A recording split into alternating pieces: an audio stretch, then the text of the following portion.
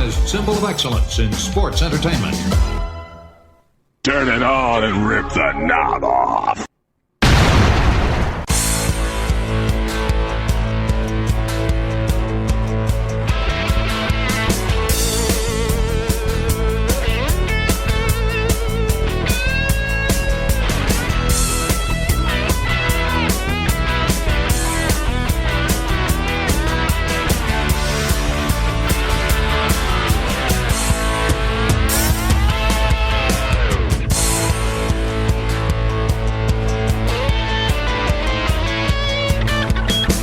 Hey guys, and welcome back to the Wrestling Memory Grenade, now all the way up to episode 92, as we finish out the month of August in 1987 in the World Wrestling Federation this week.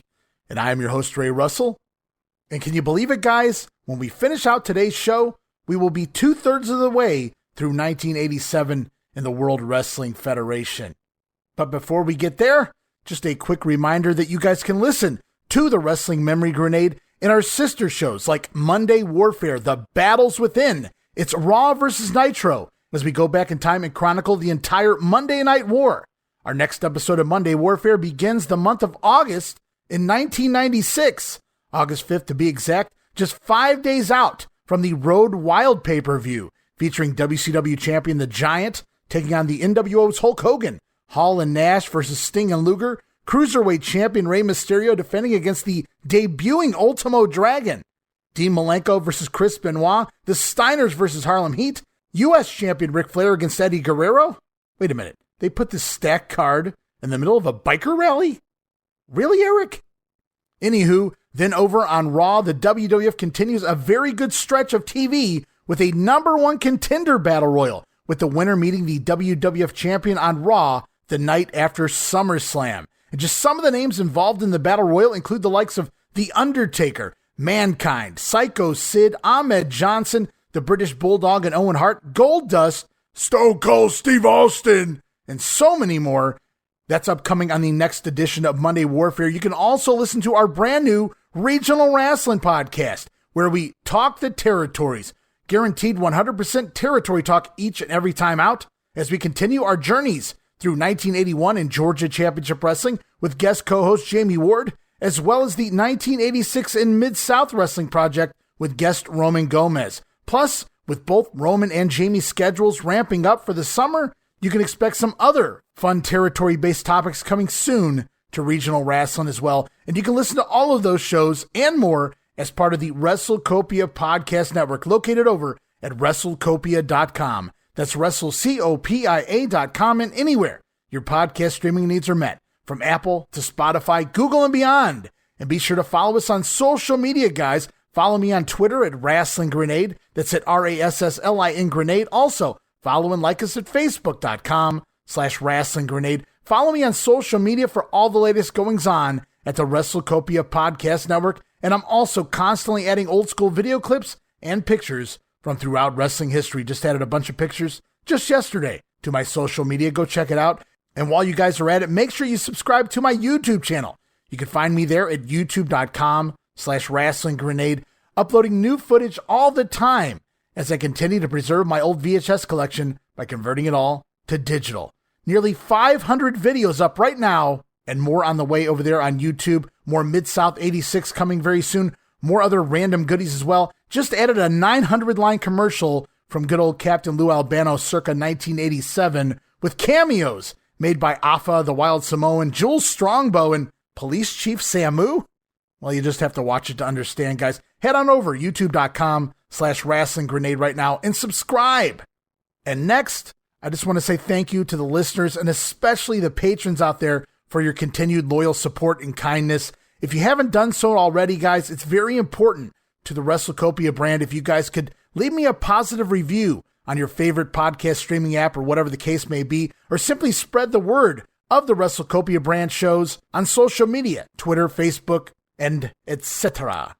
And how you can do so? Well, you can always retweet or share my posts on social media, or go rogue and create your own post advertising the brand. Help get WrestleCopia, the Grenade, and all of the great podcasts out there for the masses to discover so that they too can join in on the fun we're having here. Now, if you guys enjoy what I do, whether it be the Grenade, Monday Warfare, regional wrestling, or all the above, whether it be my social media posts, my YouTube videos, the research, the time, the effort that I put into everything I do for the WrestleCopia brand, endlessly researching these topics, reviewing shows, producing the podcasts, the careful editing that goes into every show I put out, the awesome sound bites grabbed for these shows, the videos that are posted, the pictures I find, the screen caps that are taken, the fact that I respond to every one of your DMs, every question you guys send me, plus the fact that, well, there's no ads interrupting the shows, guys. I try to make them flow and keep you guys engaged, and I'm trying to do all of these things the right way, but I'll be honest with you at this point. This is a one-man crew right now. I'm not currently getting a whole lot of help from the outside world, if you will, so I'm funding everything out of pocket. And I honestly don't know how much longer I can do so without your help.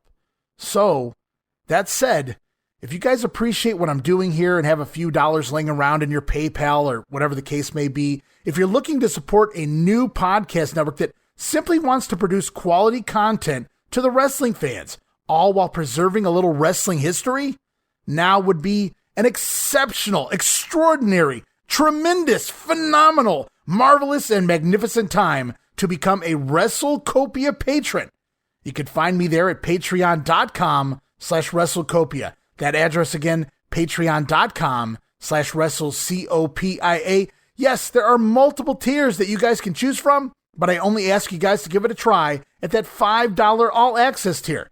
Get you all of my insanely detailed book-like show notes, pages and pages of show notes for every episode of the Grenade, Monday Warfare, and the Regional Wrestling Podcast. Plus, you'll get early access to many of the podcasts here on WrestleCopia. You can listen days and sometimes as much as a week earlier than the rest of the listeners. Plus, remastered versions of the earliest episodes of the Grenade covering the 1989 NWA project, talking Flair, Sting, Muta, Terry Funk, and beyond, includes enhanced sound quality and new content and conversations originally edited out of the initial broadcast due to time restraints, edited right back into the show.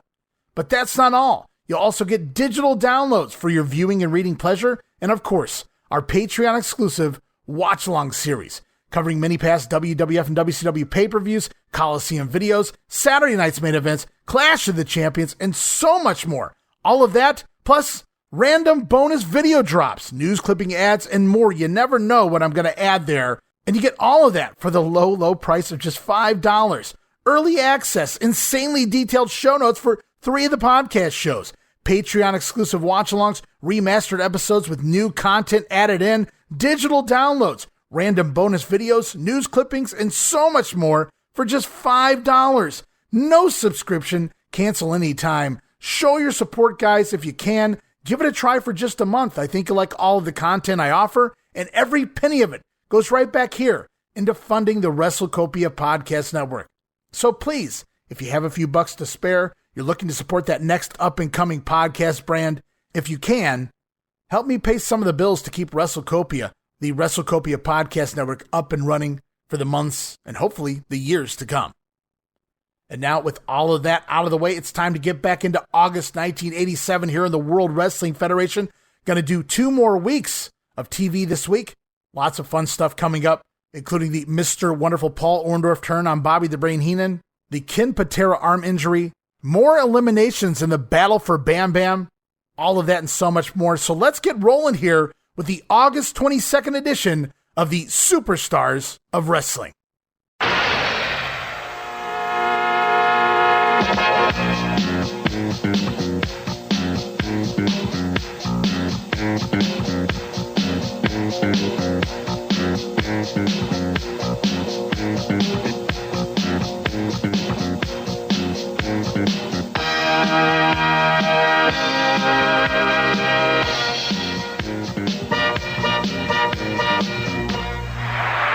All right, and here we are, Superstars of Wrestling, August 22nd, tape back August 4th, Madison, Wisconsin, at the Dane County Coliseum, with Jesse Ventura, Vince McMahon, Bruno Sammartino on commentary this week. But before the show can begin, we see Wisconsin Governor Tommy Thompson wearing a WWF hat while shaking hands with the world champion himself, Hulk Hogan, presenting the Hulkster with an outstanding citizen plaque. Dude. Oh, Tommy Thompson, if you only knew. As we head to the ring, it is the Olympic strongman Kim Patera taking on Tom Stone. And right away, it's Patera in control out of the gate with an atomic drop and a big clothesline, sending Stone over the top rope and out to the floor. And Kenny clearly beating the shit out of Tom Stone on the outside, ramming him into the railing, but the match cuts here, or at least my version does anyway. I'm not really sure, but it clearly happened on the outside. Kim Patera roughing up Stone, kind of like a heel, as Jesse Ventura on commentary even states, he probably learned that in jail.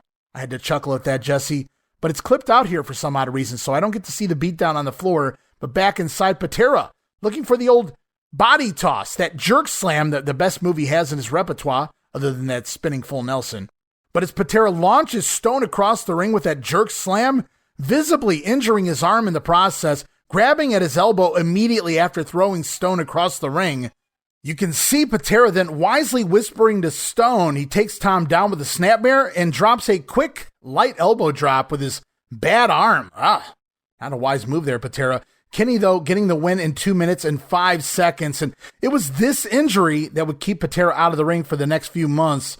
It also allowed the WWF to put the kibosh on the Patera Heenan family feud, as when Kenny returns, he won't be pushed anywhere near the level that he was here ever again. But this is it. This is where it happens, and it airs right here on TV. Kim Patera's arm injury going to keep him out of action at least through around the end of October, I do believe.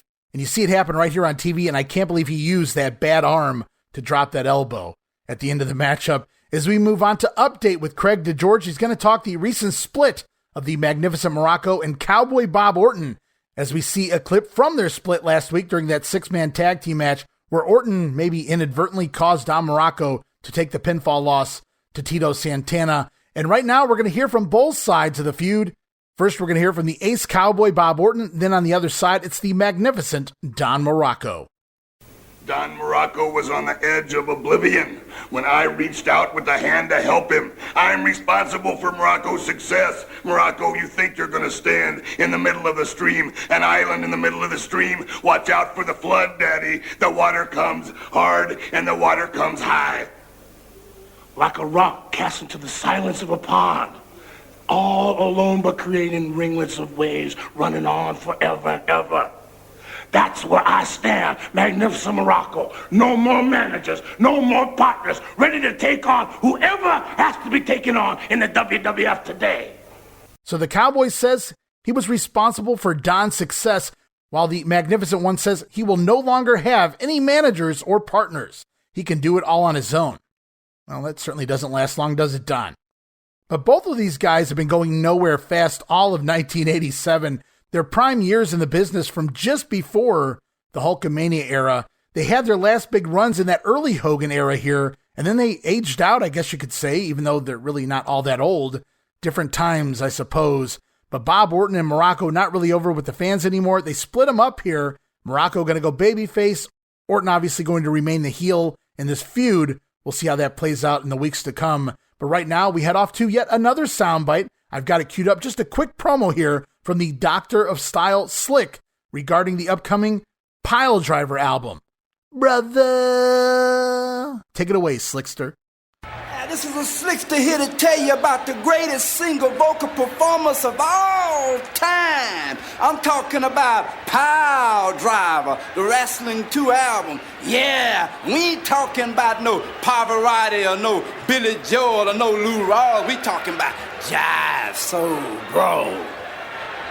So there it is, Slick telling us he has recorded the song Jive Soul Bro for the Piledriver album, and I can't wait to hear it, guys. It's time for wrestling action involving the natural Butch Reed, the Slickster in his corner, taking on Jim Evans here as we get an insert promo from superstar Billy Graham. He says he's coming for the natural after that attack during the pose down. And then back to the action. Here's Reed pounding down on Evans in and outside of the ring, and then finishing him off with the Gorilla Press drop right on Evans' face. Butch Reed with a foot on the chest, going to score the win in 2 minutes and 34 seconds. And then post-match, the natural calling out the superstar Graham to the ring. And to nobody's surprise, Billy Graham answering the challenge. Out comes the superstar. Graham, no coward, heads in and runs off the natural and the Slickster again this week on TV. And I loved me some Billy Graham in his prime. I loved every incarnation of the natural Butch Reed, Hacksaw Butch Reed, if you will. But as much as I try, I'm just not feeling this feud, guys. And storyline-wise, they're doing nothing wrong. But it's just like the WWF thinks they can blind us from the fact that Graham can visibly no longer get around the ring very well, yet somehow he keeps besting the natural stud out here, which it's just very hard to buy into this, at least for me, as we head off to our first promo of the week, at least conducted by Mean Gene Okerlund. Yes, it is Mean Gene standing by with the Rougeau brothers. All right, stay tuned for more exciting action. I happen to be reading the latest edition of the World Wrestling Federation magazine. By the way, some great reading in this month's edition. And it was a very interesting article on my guests at this time. I want to bring them in. They are from Montreal, Quebec, Canada. They have carved out quite a niche for themselves in the World Wrestling Federation.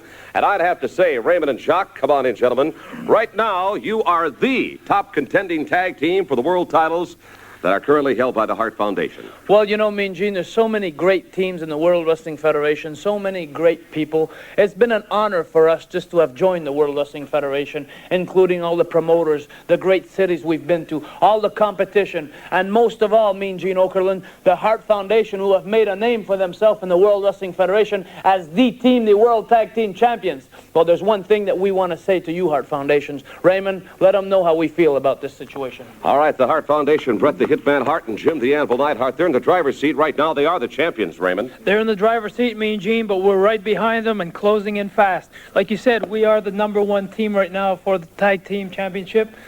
And we've been working a long time to build our way up there, Mean Gene. We started at step 1 and built it all the way up right behind the Hart Foundation. And the only reason we are behind them is because they are the champions right now. But Mean Gene, as soon as we can get a title shot against the Hart Foundation, we will all of a sudden take the lead on them, and we will become the new tag team champions. All right. You know, there's a big factor that's not helping nobody, not one team in the World Wrestling Federation, is that Jimmy Hart that keeps putting his nose in everybody's business. And we sure feel real great if the World Wrestling Federation could do something about it and get Jimmy Hart out of their corner. I think that situation will remedy itself. Gentlemen, I thank you for your comments this week. The fabulous Rougeau brothers, they are Jacques and Raymond. Thank you, gentlemen. Stay tuned. We're right back. So Gene thinks the Rougeaus are the #1 contenders, while they say they've worked their way up and they're ready to become the next tag team champions, even running down Jimmy Hart in the process, which, if you think about it, kind of ironic. As the show rolls on, the battle for Bam Bam continues, as Jesse the Body Ventura with Mr. Fuji this week telling him that he is out of the running to manage Bam Bam Bigelow.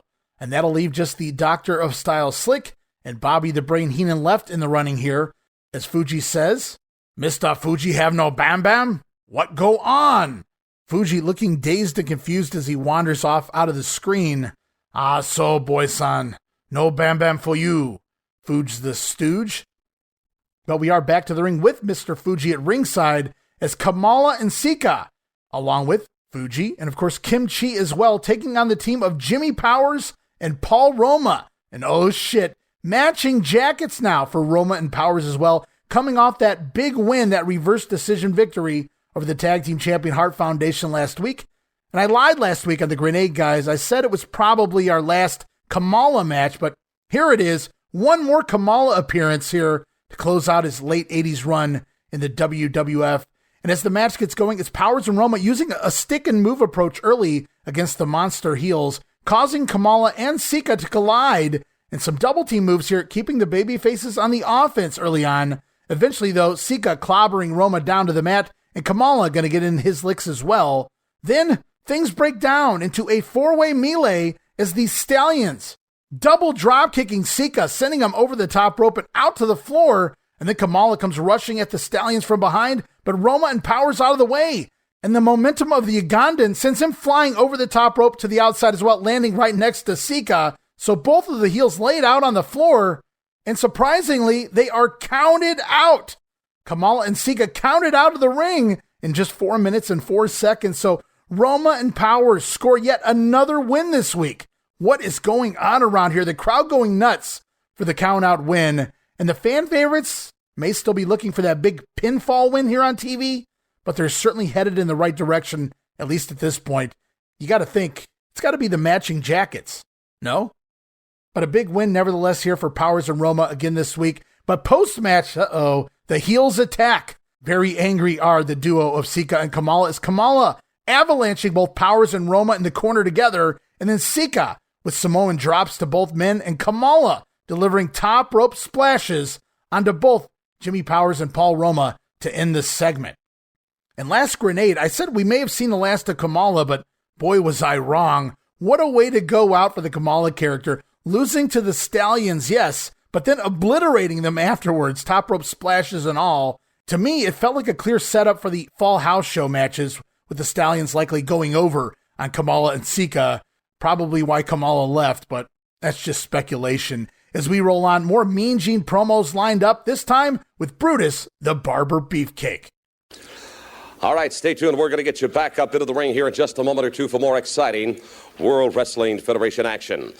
Boy, is this man doing it all and doing it by himself since WrestleMania 3. From San Francisco, California, come on in, Brutus the Barber Beefcake. A man that is standing alone. At one time, he was part of luscious Johnny V and Company's Dream Team. There's a new Dream Team out right now, Brutus Beefcake. It's your former tag team partner, Greg the Hammer Valentine, and Canadian Dino Bravo. By the way, speaking of Dino Bravo, there's a guy that could probably use a little touching up in the hair. Well, Gene, you know, I wouldn't be able to use this type of apparatus here. I'd have to go to something a lot better, a little more horsepower, you might say, to get the job done on Dino Bravo. You know, that stuff, that steel wool, that bleach blonde, greasy stuff he calls hair. You know, it's sickening and makes me sick. I don't even want to touch it. You know, these gentlemen, the new Dream Team, luscious Johnny V, they really worked you over in WrestleMania 3. They totally abandoned you, and I can't blame you for holding some animosity. But as happened subsequent to WrestleMania 3, it really puts the topping on the cake, so to speak. Well, Gene, you know what happened in WrestleMania 3? It was a big day for me, man.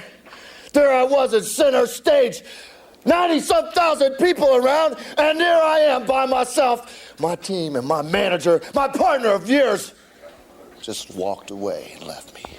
Well, I'll tell you what, you have gotten back. You've gained a little revenge. I would have to say part of it coming in the form of a haircut or a hairstyle to luscious Johnny V. Well, there's going to be a lot more butt kicking going on, man. The haircut, that's nothing, man. That's nothing compared to what I'm going to do when I step into that combat zone, man. The clippers are going to be clipping, and the strut's going to be strutting, man.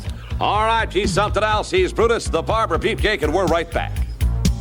A little strutting and cutting. Brudi going to have to use some special equipment to cut that gristly hair of one Dino Bravo. Up next on the program, we hear from old Rick Derringer. Haven't heard that name in a while. He talks about writing the old hit Rock and Roll Hoochie Coo, and he's going to be performing it with Mean Gene Okerlund on the upcoming Piledriver album. Derringer also the man who sings the famous Demolition theme song, guys. So while many might not think about it, Derringer played a big part in late 80s wrestling, as he was the man who sang, "Here comes the axe, here comes the smasher." Well, you guys know how it goes. As we head back to the ring, the Islanders, Haku and Tama, along with Bobby the Brain Heenan, taking on Jerry Allen and Mike Richards, as the Islanders attack before the bell and dominate this one, pitching Allen to the outside early on and just picking apart poor Richards here before finishing him off with a Haku thrust kick and stereo diving headbutts in just 51 seconds. And that'll send a message to the tag team division. Love the aggressiveness here of the Islanders as we roll on. Craig DeGeorge standing by in the dressing room. And he's standing by with Rick Martel and Tito Santana following this Islanders matchup. Rick Martel, Tito Santana, we just saw the Islanders. What'd you think? No, I'm not impressed because now I've got my man Tito with me, and I'm telling you what, they're going to pay for it. They're going to pay 2-on-1, no more. You know, that's right, Rick. I was with you last week, and I'm going to be with you from now on. And we're going to be striking with force, baby. I'll tell you what, that doesn't sound bad. What about the strike force? We're going to strike with them with lightning force. With lightning force. Very catchy name and a new tag team, Strike Force. So Rick Martel not impressed with the Islanders out there, even though they mangled their opponents in less than a minute, as Tito Santana says they are now a tag team, are Martel and Tito, and they're going to be striking with force. Hey, that sounds good. Striking with lightning force, Strike Force is born. Kind of a silly way to explain the team name, but it is what it is. As we head back to the ring, more action, this time Killer Khan. Once again, Mr. Fuji ringside, taking on Billy Bowman here. As Bowman, pretty small even for job guy standards, but Khan does not discriminate here. Thrust kick, green mist to the face, and a diving knee drop. Going to get the win here for Killer Khan in 1 minute and 36 seconds as the killer continues to come for WWF champion Hulk Hogan on the house shows. And then up next, special interview up on the platform, Craig DeGeorge standing by with Bobby the Brain Heenan, as Bobby claims that Paul Orndorff is glad to have Rick Rude as part of the Heenan family and will even admit how Rick Rude has the better body, or maybe the best body in all of professional wrestling. And as promised last week, out comes Mr. Wonderful here to speak with Bobby the Brain Heenan. Paul almost immediately asking Bobby, "Are you sure you really want to know how I feel, Bobby?" As Mr. Wonderful proceeds to remove his robe, he says that Rick Rude does not have the best body in all of wrestling. In fact, he does not have a better body than Mr. Wonderful Paul Orndorff. Paul then says he's sick and tired of being lied to and lying for the Brain. Orndorff is sick of lying to the fans and lying to himself. Meanwhile, Bobby Heenan stating that he made Orndorff a star, but Paul says that Bobby has brought him nothing but misery, and thus, for the second time, Bobby Heenan is F-I-R-E-D, fired. Paul Orndorff once again firing Bobby the Brain Heenan, as Bobby begs Paul to reconsider, but Orndorff has already moved on, it would seem, introducing his new manager, Oliver Humperdink. Well, that was abrupt.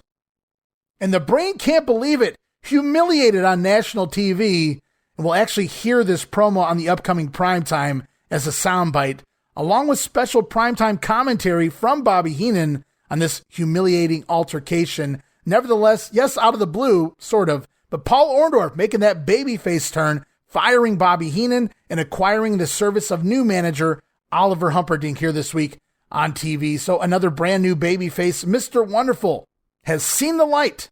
As up next, we hear yet another little promo, this time from recording engineer for the Piledriver music album, Tom Edmonds. He tells us that this will be a masterpiece while putting over its production values. It's all digital, guys, and ready for CD. They actually have Piledriver on CD and the original album release, still sealed in their original plastic. As we head back to the ring, one more matchup here this week on Superstars. The Birdman, Koko B. Ware, taking on Chris Curtis. And one thing good about Koko singing the lead track on Piledriver is that he's guaranteed to be used here on TV pretty much every week, as Jesse Ventura doing more Our Gang jokes here as Koko makes his way out, asking if Buckwheat is the lead vocal and if the Little Rascals, the Our Gang crew, are the backup vocals for the album. Yeesh, Jesse. As Chris Curtis jumping the Birdman, but to no avail, Ware busting out a top rope fist drop during this one, and then the Ghostbuster getting the quick win in just 33 seconds. And we actually had an insert promo from Dangerous Danny Davis during this match, but the match was so short, the promo doesn't really start until Koko is landing his finisher. Nevertheless, Davis stating that he would pluck Frankie and send him down to the diner to cause indigestion. All right. So it appears at this point, Danny Davis picking a fight with everyone. As we close out this edition of Superstars, one more promo lined up. This time it's Mean Gene standing by with the new Dream Team. There certainly is a preponderance of great tag teams right now in the World Wrestling Federation. One of the finest. I've got to give them the credit where credit is due. Greg the Hammer Valentine, Canadian Dino Bravo. Gentlemen, come on in. They are the new Dream Team. Their manager is Luscious Johnny V, and apparently Johnny V a bit busy these days, Dino Bravo. He's busy. We keep him busy. You know, we have a lot of ambitions. We have a lot of goals set for the new Dream Team. And, you know, we feel that everybody has to do their job, and Johnny V's job sometimes is to run around chasing promoters for those big contracts. All right, I understand that the new Dream Team is a little upset with some of the matches that you've been signed for, like Paul Roma and Jimmy Powers, a great young team, the Shadows, teams like that. What do you want? You want the champions right out of the chute? You've got to earn that. Well, we feel we already heard that. You know, we don't have anything against any tag team combination in the World Wrestling Federation. The fact that they're here proves something. But we've been through all those teams. We don't have to go through those teams again. We want championship material. We want the champions themselves, the Hart Foundation. Let me tell you something. With all the respect, where respect is due, we do have a lot of feelings about the Hart Foundation. But our job is to become the #1 team in the World Wrestling Federation, and the only way you're going to do that is by beating the champion and taking the belts home where they belong, the new Dream Team. All right, Greg Valentine, I don't have to tell you, you got to stand in line. The Rougeaus are here. The Killer Bees are here. Rougeaus. There are a ton of great tag teams. KAMALA, SIKA, they're all here. Well, me and Gene, I think the main thing we need to teach all those Rougeau brothers, the Killer Bees, and all those great tag teams you're talking about, the Hart Foundation, the British Bulldogs, what we really need to do is teach them all some respect. This is the new Dream Team. The old Dream Team is gone. We were the world champions, but now I've got a man right here that's twice the man that Brutus the Barber Beefcake ever thought of being. This man right here, Dino Bravo, along with myself, and you ask where Johnny V is, he is not on vacation. He is out there getting us world championship matches with the Hart Foundation, getting us top contending matches. Because we are the new Dream Team, and we're going to go into that squared circle, the combat zone, a lot of people like to call it, and we are going to prove ourselves, and we are going to teach some people a wrestling lesson. We're not going to go around and cut anybody's hair. We're going to go around and stretch a few ligaments if we have to, maybe tear a few biceps out, or maybe slip that figure four on some of those spindly legs out there. Yes, but the new Dream Team... The master of the figure four! That's right, the new Dream Team wants a championship match, and we're going to get it. All right, they are from Seattle, Washington. Oh, please, gentlemen. Greg Valentine, his partner is Canadian Dino Bravo. They are collectively known as the New Dream Team. So Bravo and Valentine, they feel they've earned a tag title shot. They want their championship match against the Hart Foundation. Heels versus heels. Very interesting there. Now, they do state that they respect the tag team champions, but the only way to be number one is to take the tag team belts. Makes sense? So a more tag team-oriented promo here from the Dream Team for once, rather than all focused on Brutus the Barber Beefcake.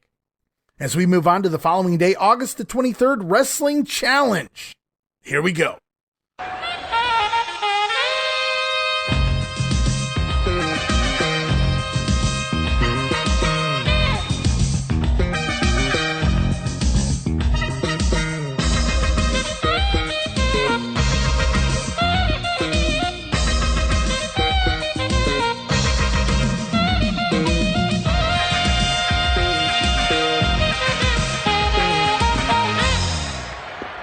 All right, here it is, August 23rd. Tape back August 5th for Wrestling Challenge in La Crosse, Wisconsin at the La Crosse Center. It's Bobby the Brain Heenan, Gorilla Monsoon on commentary as we see a clip of the $1 Million Man, Ted DiBiase, ringside before his upcoming matchup here. DiBiase seen tossing money on the ground as the crowd fights over it for his amusement, instructing them to get down on their hands and knees to pick it up. Oh, that evil $1 Million Man. And then we head ringside for our opening contest. It is the $1 Million Man, Ted DiBiase, scheduled to take on Chris Curtis. And I say scheduled because before DiBiase can even be announced for his pending matchup, he reminds us all that he is rich and we are poor. Teddy says he is a main event wrestler and won't bother wasting his time on a preliminary bum like Chris Curtis, who gets upset at the comment, but it is what it is, Chris. DiBiase then brings in Mr. Arthur Washington, another job guy, brings him into the ring and hands him $5,000, refers to it as mere pocket change for the $1 Million Man. He pays Mr. Washington $5,000 to take his place in the upcoming matchup, as Washington then stuffing the 5 G's down his trunks. As we begin the matchup, it is Mr. Arthur Washington taking on Chris Curtis here, as DiBiase and Virgil remain ringside for this one. Curtis attacks Washington, dominates him with moves that range from passable to not very good. Sloppy backbreaker by Curtis here, going to get the win in just 1 minute and 5 seconds over Mr. Washington. And then post-match, Virgil in the ring grabbing Washington from behind, holding him in a full Nelson to allow Ted DiBiase to reach down in his trunks and pull out, oh, thank God, it was only the $5,000. The $1 Million Man taking his money back, and then DiBiase and Virgil beating down Washington for seemingly humiliating them. So a unique little angle here to continue to show what money can do for you, or not do for you in this case. But if Washington had been smart, he would have given Curtis $1,000 to forfeit, and they all would have been happy here, left the ring together. But I thought Chris Curtis was an odd choice for an opponent for Washington. Seems like they would have wanted to give us a Jimmy Powers or a Paul Roma type, or at least someone who works here more often, more familiar with the fans. But Chris Curtis picking up a win, probably his only win here in the WWF. As we're off to special report and Craig DeGeorge, Rick Martel has apparently moved on from Tom Zink. As we go back in time a week or two, we see the Islanders attacking Rick Martel in the ring, Tito Santana out from the Spanish announce team to make the save for Rick Martel there. So Craig DeGeorge pondering the possibility, could we be seeing a new team comprised of two former World Tag Team Champions in Rick Martel and Tito Santana, which was actually already confirmed on Superstars. So Wrestling Challenge, you guys need to catch up here. As up next, we see some Federettes at ringside enjoying some ice cream bars. Or at least they pretend to anyway. As it's back to the action, JYD, Junkyard Dog, taking on Rick Rinslow here. Rinslow tries to tackle the dog, but fails. Then it's crawling headbutts from the Junkyard Dog, sending Rick backwards, crawling backwards until crotching himself into the steel post in the corner. Fun spot there, a little different. And before too long, it's the thump power slam. Got to give the dog the win in just 2 minutes and 4 seconds as we're off to Mean Gene Okerlund, this time standing by with the ravishing one, Rick Rude. All right, here we go again, folks. As you know, a preponderance of great talent arrives here in the World Wrestling Federation on a monthly, even a weekly basis. Bobby Heenan pulling quite a coup when he introduced the newest member of his family from Minneapolis, Minnesota. He has an exceptional physique. You've seen him in the ring. Welcome, ravishing Rick Rude. I beg your pardon, Mr. Small. The best physique in the world today. The best physique in the world today. You have been listening to Bobby Heenan, quite obviously. And everybody should listen to Bobby Heenan because he happens to be the smartest man alive. And that's why I chose him as my manager. Wait a minute now. He has promised a lot of people a lot of different things. I can go back to Ken Patera. Look at the position he's in today because of Bobby Heenan. Also, Andre the Giant. Heenan took him down the primrose path. He promised him the heavyweight championship. Sorry to say, pal, it never happened. What kind of man are you to even mention Ken Patera's name in the same line as Bobby Heenan? They're two different class of people. You see, Bobby Heenan has made me a lot of promises, divot head. And I've made him a lot of promises, too. And we plan to make all our promises come true. What do you think about that? You know, let me mention another couple of names that recently joined the ranks of the Bobby Heenan family. A couple of nice young men from the South Pacific. All of a sudden, Bobby Heenan has turned the Islanders into a couple of animals. They've become so greedy, I can't believe it. They've become winners, too, haven't they, Gene? Well, thus far they have, but we haven't. The jury is still out on them. Yeah. What about you, ravishing Rick Rude? What has Bobby Heenan promised you? Well, Bobby Heenan has promised me a whole lot of money and all kinds of title shots. And that's all I need is a shot, because if I get the shot, I'm going to take it. And it doesn't matter who the competition is. You're going down. All right, ravishing Rick Rude. So this may be the very first time we hear the phrase divot head in regards to Rude describing Mean Gene in one of his promos here. It's stated that Bobby Heenan has made Rick Rude several promises, most of those being about big money and title shots. It's the same type of promises the Brain recently made the Islanders to get them to turn heel. And Rick Rude pointing out, what have the Islanders done since joining the Heenan family? Well, for one, they've become winners. Can't argue with that, as we're off to a Battle of the Bam Bam replay from last week.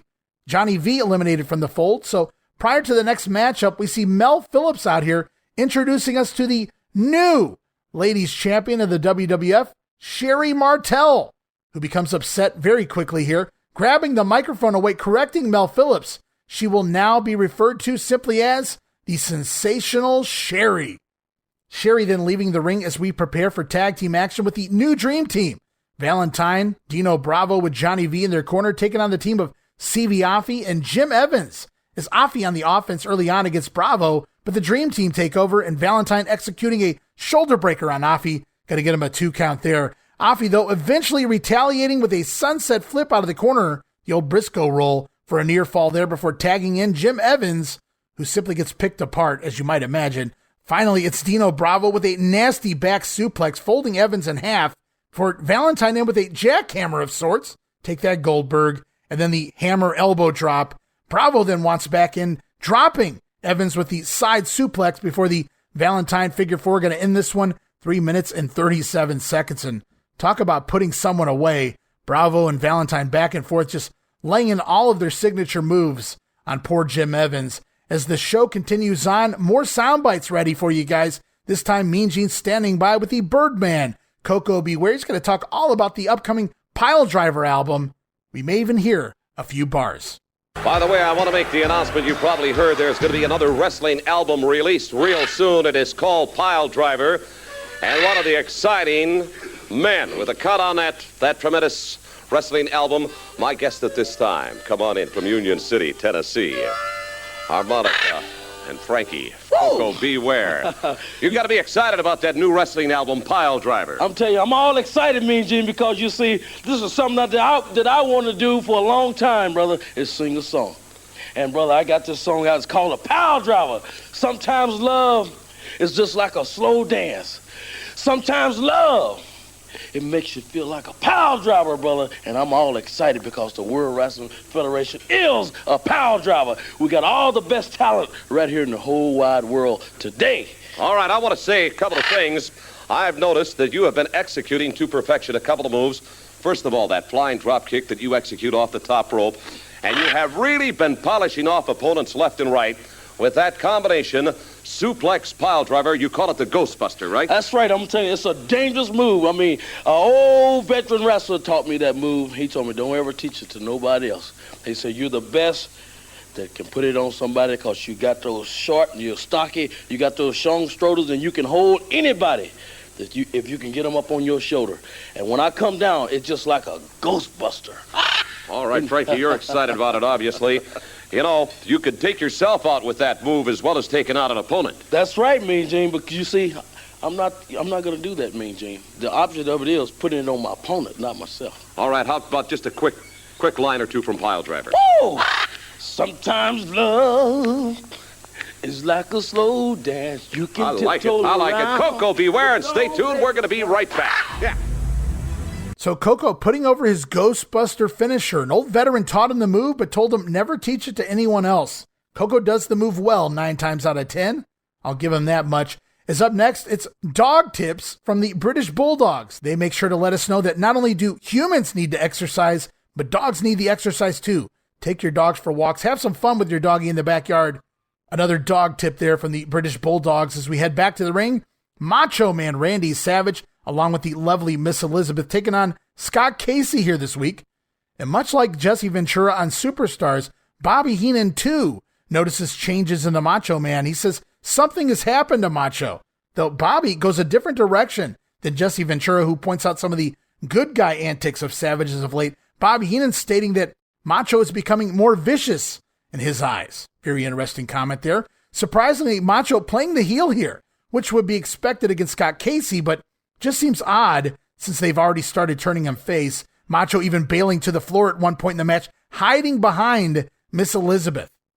As Casey does wind up with a few pinfall attempts here on Savage, but to no avail. Casey goes for a running bulldog, but gets thrown off and crotches himself on the middle turnbuckle across the ring. And then from there, the Cowboy winds up outside on the floor for a top rope double axe from the Macho Man to the outside. And then back in the ring, flying elbow, going to end it 2 minutes and 20 seconds. Your winner, Macho Man Randy Savage. As we're off to yet another special interview up on the platform, Craig DeGeorge standing by this time with the Mouth of the South Jimmy Hart and Dangerous Danny Davis. Is Jimmy making sure to put over his work on the Piledriver album? Crank it up, Jimmy. Hart says he cranks it up with all of his men. Okay. Then Jimmy Hart welcoming Dangerous Danny Davis up to the platform, who essentially acknowledges that he hasn't got to wrestle much on TV as of yet. No shit. I guess he's right. However, Danny stating that he will become a household name soon enough, a true TV star in the weeks and months to come. We'll have to wait and see. As we head back to the ring, Brutus the Barber Beefcake taking on Tom Stone, the man that put Kim Patera out of action. As we get an insert picture from Brutus Beefcake here with the world hairstyling champion, Sal Fodera.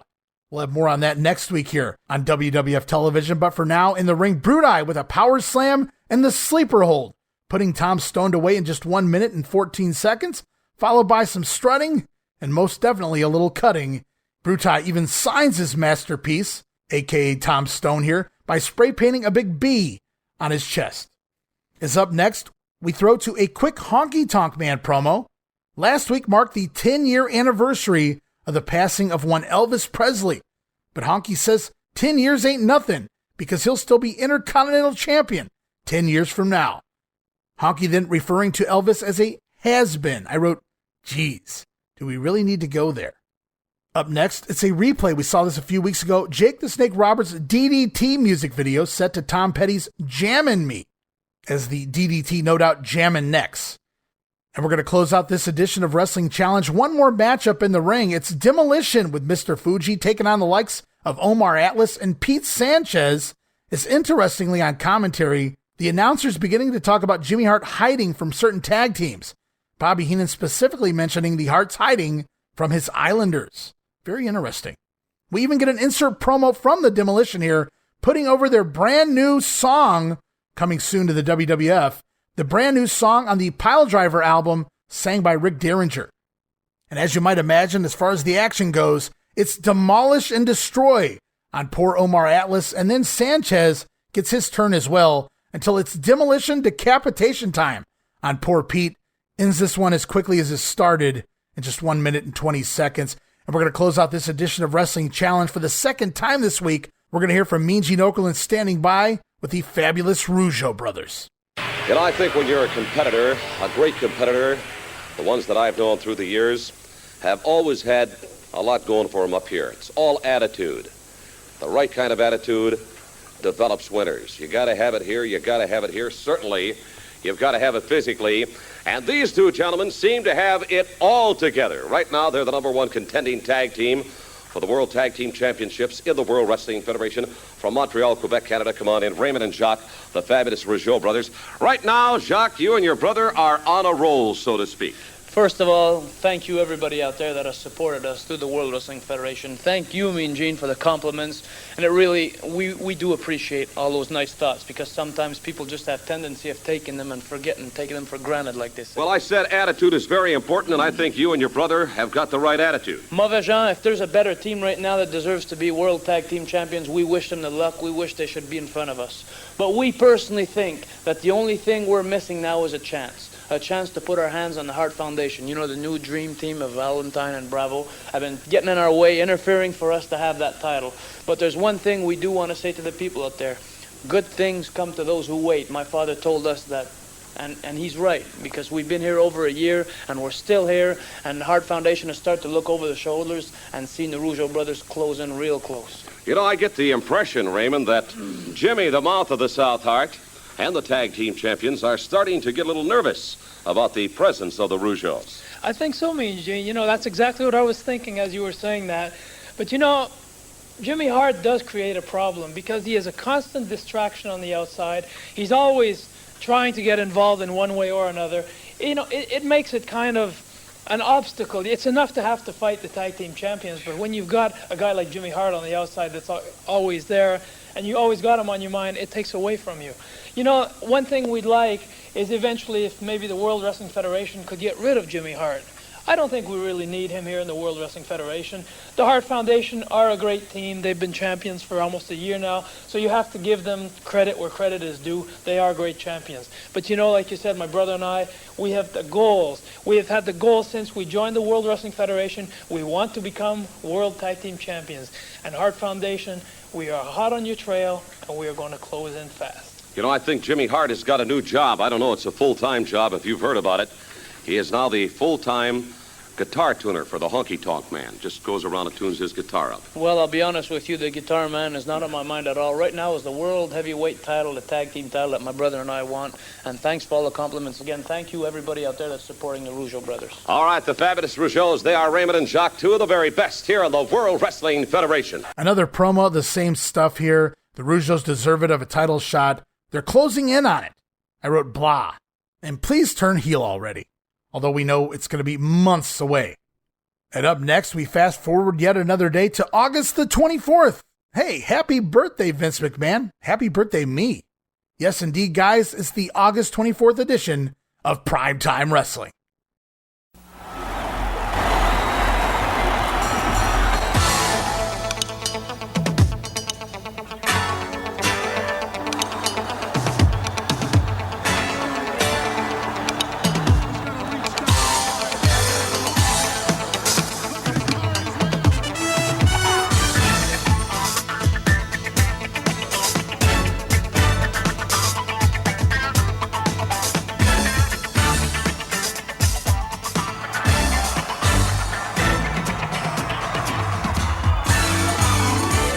All right, and here we are, August 24th, hosted by Gorilla Monsoon, Bobby the Brain Heenan.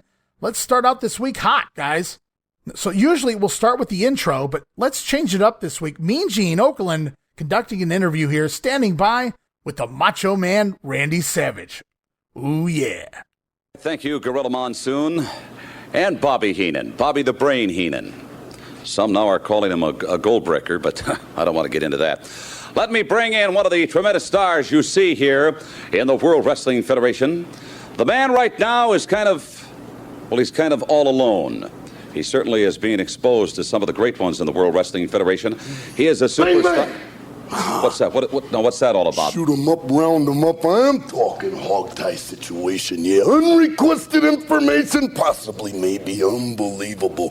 Gorilla Monsoon, yeah, I'm thinking that you point your finger, yeah, possibly at the Macho Man Randy Savage, but that can't be denied right there. I'm visually understanding that the situation is exposed right there. And you, Mean Gene Okerlund, you could possibly sprinkle, yeah, a little magic dust on the situation. And then inevitably, yeah, bang, bang, Bobby Heenan, you too, man. I'm talking macho madness in my veins. Elizabeth knows what I'm talking about. The way I read it is it's to be or not to be sprinkled. That's the way I see it, Macho Man. No? Better to be rich and dead than poor and alive. Who told you that? Unbelievably, a man in the past. Yeah, but I'm thinking the future. Never worry about the future, because the future comes soon enough. Gorilla Monsoon, do you understand? Bang, bang! Well, I'll tell you what. I've got to believe that Damon Runyon is rolling over in his grave after hearing that. From the Macho Man Randy Savage, one of the great... Doing the thing right, bang, bang! Former Intercontinental Champion of the World, Macho Man Randy Savage. Right now, he's got his sights set on titles, believe you me, Hulk Hogan... Honky Tonk Man, I don't think anybody is sacred. Stay tuned. More of Prime Time continues after this. Bang, bang. So all sorts of fun there in that promo. I always loved when the Macho Man would leave the promo as Mean Gene's wrapping up and then randomly wander back through and make another comment. Randy Savage, so awesome in the ring and on the mic. Bang, bang. Aha. Like it. As we go on, some sound bites here this week from Primetime Wrestling. First, Bobby the Brain Heenan sharing his thoughts on the Rougeau brothers coming out of a Rougeau's win over the Masked Shadows.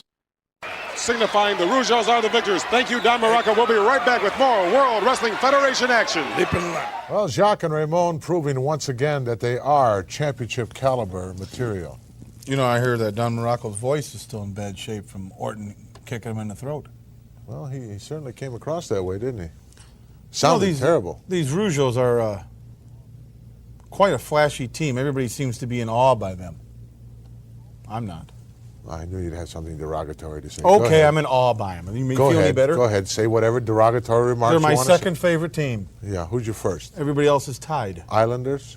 Yes, they are. Islanders are my favorite team. The back jumpers. Doesn't matter. Back, front, side, bottom, top, middle. You know about the middle. Why don't you let Ravishing Rick go out a couple of nights with King Kong Bundy and fatten up a little bit in the fast food joints? I beg your pardon. Bundy doesn't frequent those. Certainly does. So here we are, coming out of a Rougeau's matchup, getting a win over the Shadows here in a Primetime exclusive. Bobby Heenan stating they're his second favorite tag team. Everybody else tied for first. Bum, Bobby. But Gorilla Monsoon pointing out, wait a minute, you managed the Islanders, so shouldn't they be number one all by themselves? They also have a little fun here, mocking Don Muraco on commentary. Muraco on commentary all throughout this episode of Primetime, getting a tryout here, doing it with the likes of Lanny Poffo and Craig DeGeorge as his play-by-play guy. But yeah, here it is. Maybe Muraco's voice not the greatest and is blaming a kick from Bob Orton to Muraco's throat for the instance. But no, that's just how the Magnificent One speaks. As Primetime rolls on, we're coming out of a matchup, one-man Gang scoring a win over Outback Jack. As we hear the duo's thoughts on Gang, perhaps teaming with Bam Bam Bigelow? Wow. Well, the Master Blaster laid on by the beached whale, and it wasn't, no way you could survive that. I guess there'll be no parades in Humpty Doo this week, will I there? guess not. The old alligator on his back sort of got squinched up there a little bit. It's now just a little frog. I think it'd make a nice tag team combination, a one-man Gang and King Kong Bundy, don't you? I would see... Or maybe Bam Bam Bigelow? And King Kong Bundy? Or Bam Bam Bigelow and one-man Gang? Or Bam Bam Bigelow and One-man gang? Wait a minute. You hit me with 9 names there. How are you coming with Bam Bam? I understand that no trouble. Another one of your associates is biting the dust. They're all going to bite the dust. They're going to drop one by one. So there it was, the gang scoring the win with what Gorilla Monsoon refers to as the Master Blaster finisher, the Gourd Buster there. Gorilla even referring to gang as a beached whale. And then they talk about the likes of Bam Bam Bigelow coming in, perhaps teaming with King Kong Bundy, perhaps teaming with the one-man gang. Bobby Heenan sounding a little confused there as we roll on. I promised it earlier in the show, but here it is as promised. It's the Mr. Wonderful Paul Orndorff Bobby Heenan promo from up there on the stage. Bobby Heenan going to be fired by Mr. Wonderful here. Oliver Humperdink announced as his new manager, but the fun part is, coming out of this segment, we're also going to hear from Bobby Heenan his thoughts on being fired by Mr. Wonderful here on Primetime Wrestling. Let's listen. All right, ladies and gentlemen, my guest, of course, Bobby the Brain Heenan. Mr. Heenan, I must say, I was a bit skeptical. I mean, last week you did say you were going to produce Paul, Mr. Wonderful Orndorff, right here, and you are true to your word. I must compliment you. Let me tell you something. I don't lie. If I tell you I'm going to have something here, I've got something here. I'm going to prove to you, like I said before, that Mr. Wonderful will admit to you about ravishing Rick Rude's body. He will admit that he is glad to have him in the family. Mr. Wonderful, please come on up here. All right, here he comes. We will get the word from Mr. Wonderful, Paul Orndorff. Mr. Wonderful, I want you to tell the people and set the record straight how glad you are that ravishing Rick Rude is in the Bobby Heenan family and that he has the greatest physique in the family, in wrestling, in sports today. You really want to know? You tell them how you welcome him with open arms, how you are glad that I have him in the family. I've got Bam Bam Bigelow just about signed. Everything's going my way, and how you approved of everything. You tell the humanoids about Rick Rude's body, how he's got the best body. You got a great body, but how his is like that much better. You tell them. You really want to know? I want to know. Hey. Well, I'm going to tell you what I think. First of all, Rick Rude does not have a better body than Mr. Wonderful. No. And second of all, I'm sick and I'm tired. I'm sick and I'm tired. I'm sick and I'm tired of lying for you and lying to those people. Come on, get hold of yourself here. And lying to myself. Paul, I made you a star. I made you what you are today. You made me nothing but misery. Misery. Family, Paul. What about the family? Paul. I want to tell you what I think of Rick Rude and the family. And I'm going to tell you something else. I want to tell you something else that you've heard before.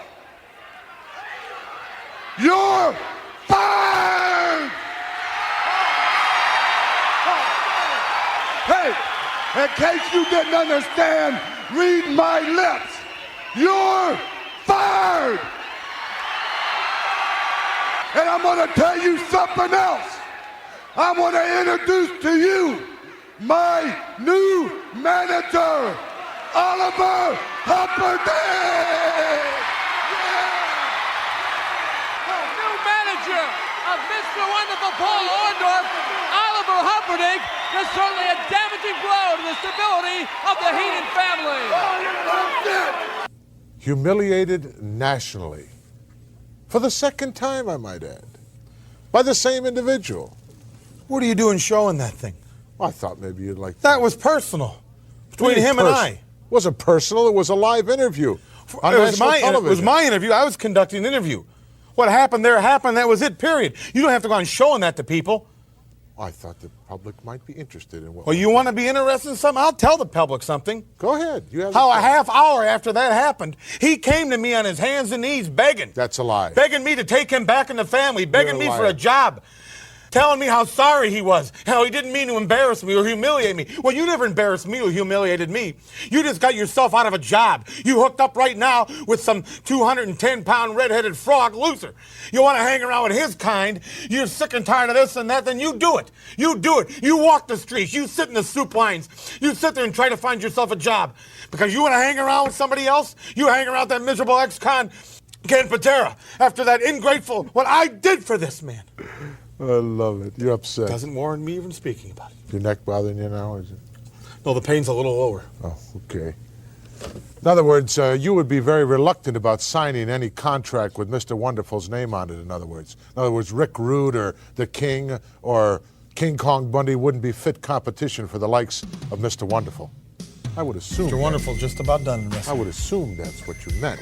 So Bobby Heenan claiming that Orndorff came back begging a half hour later after firing him. So Paul is sorry now, but it's too late, says the Brain. Bobby, much like he did with Patera, using nearly every single segment here of Primetime to sell his new angle with Mr. Wonderful Paul Orndorff, burying Orndorff in the process, obviously. And then a really odd comment there near the end. Gorilla Monsoon asking Bobby Heenan, is your neck bothering you now? Bobby Heenan says, no, the pain's a little lower. I wrote LOL. You never know with Bobby Heenan. Sometimes you don't even get the joke, and it's still funny. Just love the delivery. But there it is, and we'll hear it moving forward as well. Bobby Heenan continuing to sell, being fired by Mr. Wonderful, does a great job. And we're working with Mr. Wonderful, not Ken Patera this time, so hopefully it gets over just a little bit better as we roll on more here on Primetime. Coming out of the segment where the Islanders attack Rick Martel, Tito Santana makes the save. We're going to hear Gorilla and Bobby's take on the entire situation. I told you that Martel had friends. Santana sitting at ringside with two other gentlemen doing Spanish commentary for the match, saw what needed to be done and went to work. How come the other two didn't come down and help? Because I know what would have happened to them. When I sent the Islanders down there, I sent them down just to let Martel know we were in the neighborhood. Sure. Then I'm not going to even repeat to you what Martel said to them in French. Of course not. Well, because it's vulgar. Sure. You're an instigator, Brain. Thank you. You've always been an instigator. You tried to back jump Rick Martel. You eliminated his partner.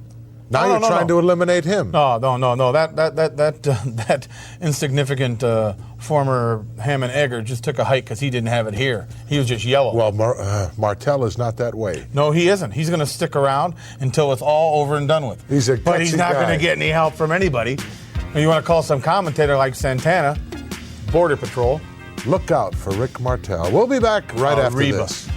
So Gorilla Monsoon referencing the fact that the Islanders, he said, you eliminated his partner, talking about Tom Zenk there and Rick Martel. Bobby Heenan correcting Gorilla, though, then burying Tom Zenk here. We didn't eliminate anything. He was just a ham and egger who took off, didn't have the heart to get the job done. And then Bobby Heenan referring to the tandem as Border Patrol. As Primetime closes up this week, I got an outro also here in the soundbite. It's Bobby Heenan with more talk on Mr. Wonderful. You and I obviously don't see things in the same vein. No, we don't. You're like Orndorff and the rest of them. You're jealous. Orndorff's going to pay like the rest of them. Well, I can remember a short time ago when it was Mr. Wonderful. Yeah, it's Mr. Benedict Arnold. You were right. Now it's Orndorff. It's not even that. It's not even that. It's Mr. Scum. Well, you can say what you want, you know. Sticks and stones will break my bones, but and so will the Bobby Heenan family. Names will never hurt you. Or something to that effect. Something like that. Well, folks, that wraps it up for another week here. I don't care what you think about it. I'm going to go back and have the guys look around and see if we can't come up with that footage from yesteryear when you were fired for the first time by Mr. Wonderful. I was just about ready to drop him that time, too, but we settled our differences. Drop him? Oh, that's not important. But we settled our differences. I guided him to a lot of main events. He didn't get the job done for me. Never got the title for him. He never got it for me either. But then I fired him. Nobody in your family has got a title. Well, because of the officiating. But still, I didn't take it out on Mr. Wonderful. I realized he lacked a few things, but I bent over backwards and looked over that. Now I got Rick Rude, ravishing Rick Rude. And I'll tell you something. Half hour after he fired me, he came in on his hands and knees and said, That's Mr. Heenan, I've made a mistake. Why do you want to lie on national? How do you sleep at night? On my side. Very easy. Pull the covers up real tight and fluff the pillow. I can sleep great. Sure. I do nothing wrong. What'd you do? Have your conscience burned out? I don't have a conscience. Yeah, that's quite obvious. Need one. That's quite obvious. You might need one next week because we're going to show it if we can find it. Who knows what we'll see here on Primetime Wrestling. So there it was, more Orndorff talk, but the brain, he has Rick Rude now. Gorilla Monsoon asking Bobby Heenan, how do you sleep at night? On my side, says Heenan, as he finally agrees with Gorilla Monsoon. You were right all along. He is not Mr. Wonderful. He is indeed Mr. Benedict Arnold, Mr. Scum. Strong words from the brain. Hopefully Paul Orndorff can get his revenge there. And then this week we had 4 exclusive matches on Primetime Wrestling. 2 of them recorded August the 4th, Madison, Wisconsin at the Dane County Coliseum, including the Rougeaus over the Shadows, 6 minutes 24 seconds with Le Baume des Rougeaus. Also from that show on August the 4th, the Junkyard Dog battling Outlaw Ron Bass to a double countout in just over 8 minutes time. And then 2 exclusive matches also taped August the 5th in La Crosse, Wisconsin. Nikolai Volkov over Jerry Allen with the backbreaker in nearly 7 minutes, guys. Ugh. Volkov versus Jerry Allen, 7 minutes, no thank you. And then last but not least, a very interesting one. Listen to this. The King Harley race with Bobby Heenan in his corner, pinning Brutus the Barber Beefcake in about 11 and a half minutes. Bobby Heenan up on the apron, distracting the Barber, while the King from behind with a high knee into the back. Gonna steal the win there, and I do believe this is Beefcake's first pinfall loss, definitely on TV, since turning babyface. However, after the bout, it was fun time for the Barber, at least for a moment, putting Bobby Heenan in the sleeper, putting him down to sleep, and looking to cut his hair before Harley Race making the save at the last split second there for the brain. As we conclude this edition of Primetime Wrestling, move on to the following week. Gonna close out the month of August now, guys. Superstars of Wrestling, August the 29th. Tape back August the 4th, Madison, Wisconsin, Dane County Coliseum. Vince McMahon, Jesse Ventura, Bruno Sammartino on commentary, as Jesse loves what he heard from the new Piledriver album thus far. He says his favorite is Crank It Up by Jimmy Hart, while Vince McMahon suggests Jesse listen to Piledriver by Coco Beware, or better yet, Stand Back. Ha ha, pal. As we're off to the ring to watch Mr. Wonderful Paul Orndorff, along with new manager Oliver Humperdink, take on Iron Mike Sharp. As we get an insert promo here from Bobby Heenan and Ravishing Rick Rude, they say that Orndorff is just jealous of the Ravishing one. And then back to the ring, Mike Sharp attacking before the bell, but it doesn't take long for Orndorff to make the comeback, firing up on Mike Sharp here. Dropkick, sending Sharp out to the floor, and then back inside, Paul Orndorff pounding away on Sharp. Even when he gets caught in the ropes, the aggression's still here from Mr. Wonderful, taking advantage of Mike Sharp in the ropes, and then Iron Mike eventually blasting Paul with his questionable forearm band. But Wonderful, he calls the spot out loud and comes back with a clothesline and a pile driver. Gonna get the win here, 3 minutes and 14 seconds, and the crowd goes nuts for the pile driver and Mr. Wonderful Paul Orndorff. And Orndorff, he hasn't done much of anything following his monster feud with Hulk Hogan in the latter half of '86 that seemed to culminate all the way back in January in that steel cage match on Saturday night's main event. And this face turn adds some freshness to Wonderful's return as he battled with the injuries and atrophy throughout here in 1987. But not sure that Humperdink will add much here to Paul Orndorff. Really doesn't need a manager, really. Great talker, good in the ring, lots of charisma. It's just good to see Paul back in the swing of things, though, and heading into a feud with Ravishing Rick Rude. As we're off to Update and Craig did George this week, Brutus the Barber Beefcake standing by with the world-renowned hairstylist Sal Fodera. As we see a clip, we're off to New York City. Brutus Beefcake meeting up with Fodera at the Fodera Styling Studio. Beefcake getting lessons here this week on how to be a true hairstylist. And at first, it looks like the barber's struggling as he tries to cut the hair of some mannequins, but he ends up getting a certificate anyway, graduating from the Fodera Hairstyling School. So if Beefcake can do it, you guys can do it too. Can't imagine what he cost. And as for this segment, it was harmless, goofy 1980s WWF stuff that maybe went on a little too long, but it's over and done with. Thank God this wasn't built up throughout several weeks of highlights. One quick clip, you can't really complain. Brutus Beefcake, the certificate. He is now a true hairstylist, but he'll remain the barber in the ring. Is up next, guys. It's off to the next Battl for Bam Bam update. Who's eliminated now? You'll have to wait and see.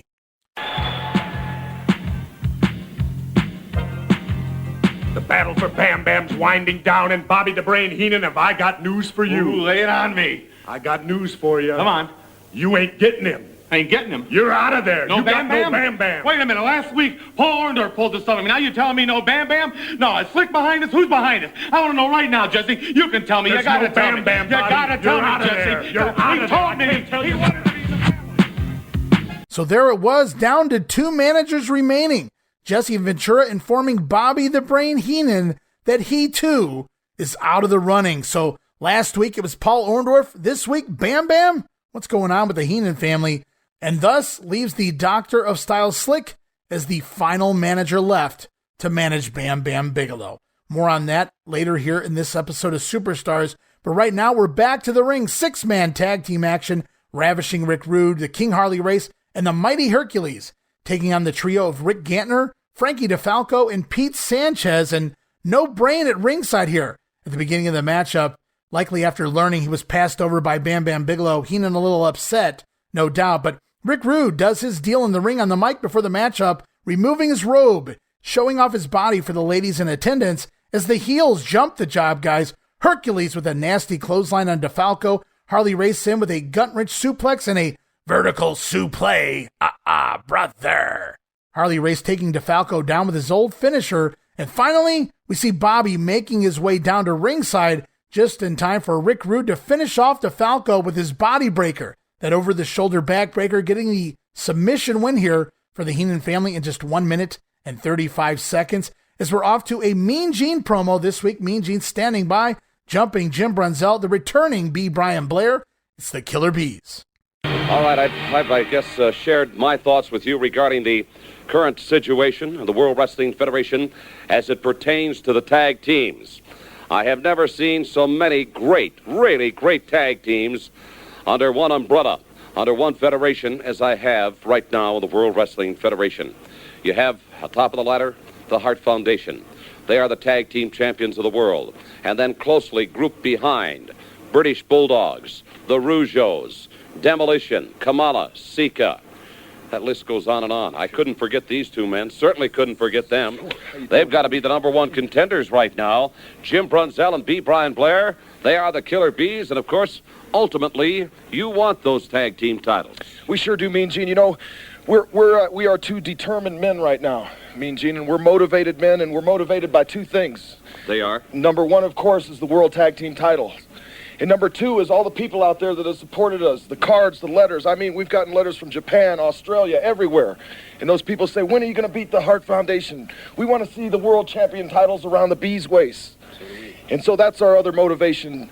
That's our other purpose, Mean Gene. We want to win the titles for two reasons, the belts, and for all those people that have supported us. So that's our mission right now. You can't do it alone, Jimmy. I think you and Brian know that. You got to have the support of the fans. It gives you strength. It sure does. You know, and Brian and I, we've been through a lot in 2 years together. We've had some injuries. We had some bad luck. We had some frustrations.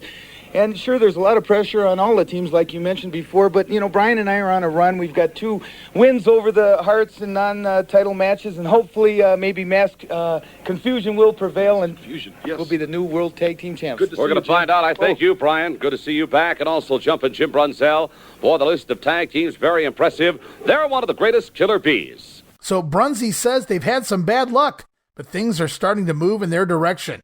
After that recent win over the Hart Foundation, non-title win on TV, they have to be in line for a true tag team title shot. Brian Blair also back from suspension, so the Killer Bees back in full effect here. As I've got another soundbite lined up for you guys right now. Another quick promo this week from the Honky Tonk Man, but this week, he's not talking Elvis. He's outing WWF superstars. Listen to this. Continental champion, the Honky Tonk Man has very little regard for former champions. Here's what the Honky Tonk Man had to say about former champions. You're looking at the greatest intercontinental heavyweight champion of all time. When you look back at the former champion, you think about Ricky Steamboat, he was nothing. You think about Tito Santana, forget about him. You think about the Macho Man. I'm the greatest intercontinental champion of all time, the Honky Tonk Man. You wonder just how long the Honky Tonk Man will reign as intercontinental champion. So Honky Tonk Man, after a brief run here, thus far as IC champion, already referring to himself as the greatest intercontinental champion of all time. And forget about the past. He says forget about guys like Ricky the Dragon Steamboat, Tito Santana, and did he say the Macho Man Randy Savage?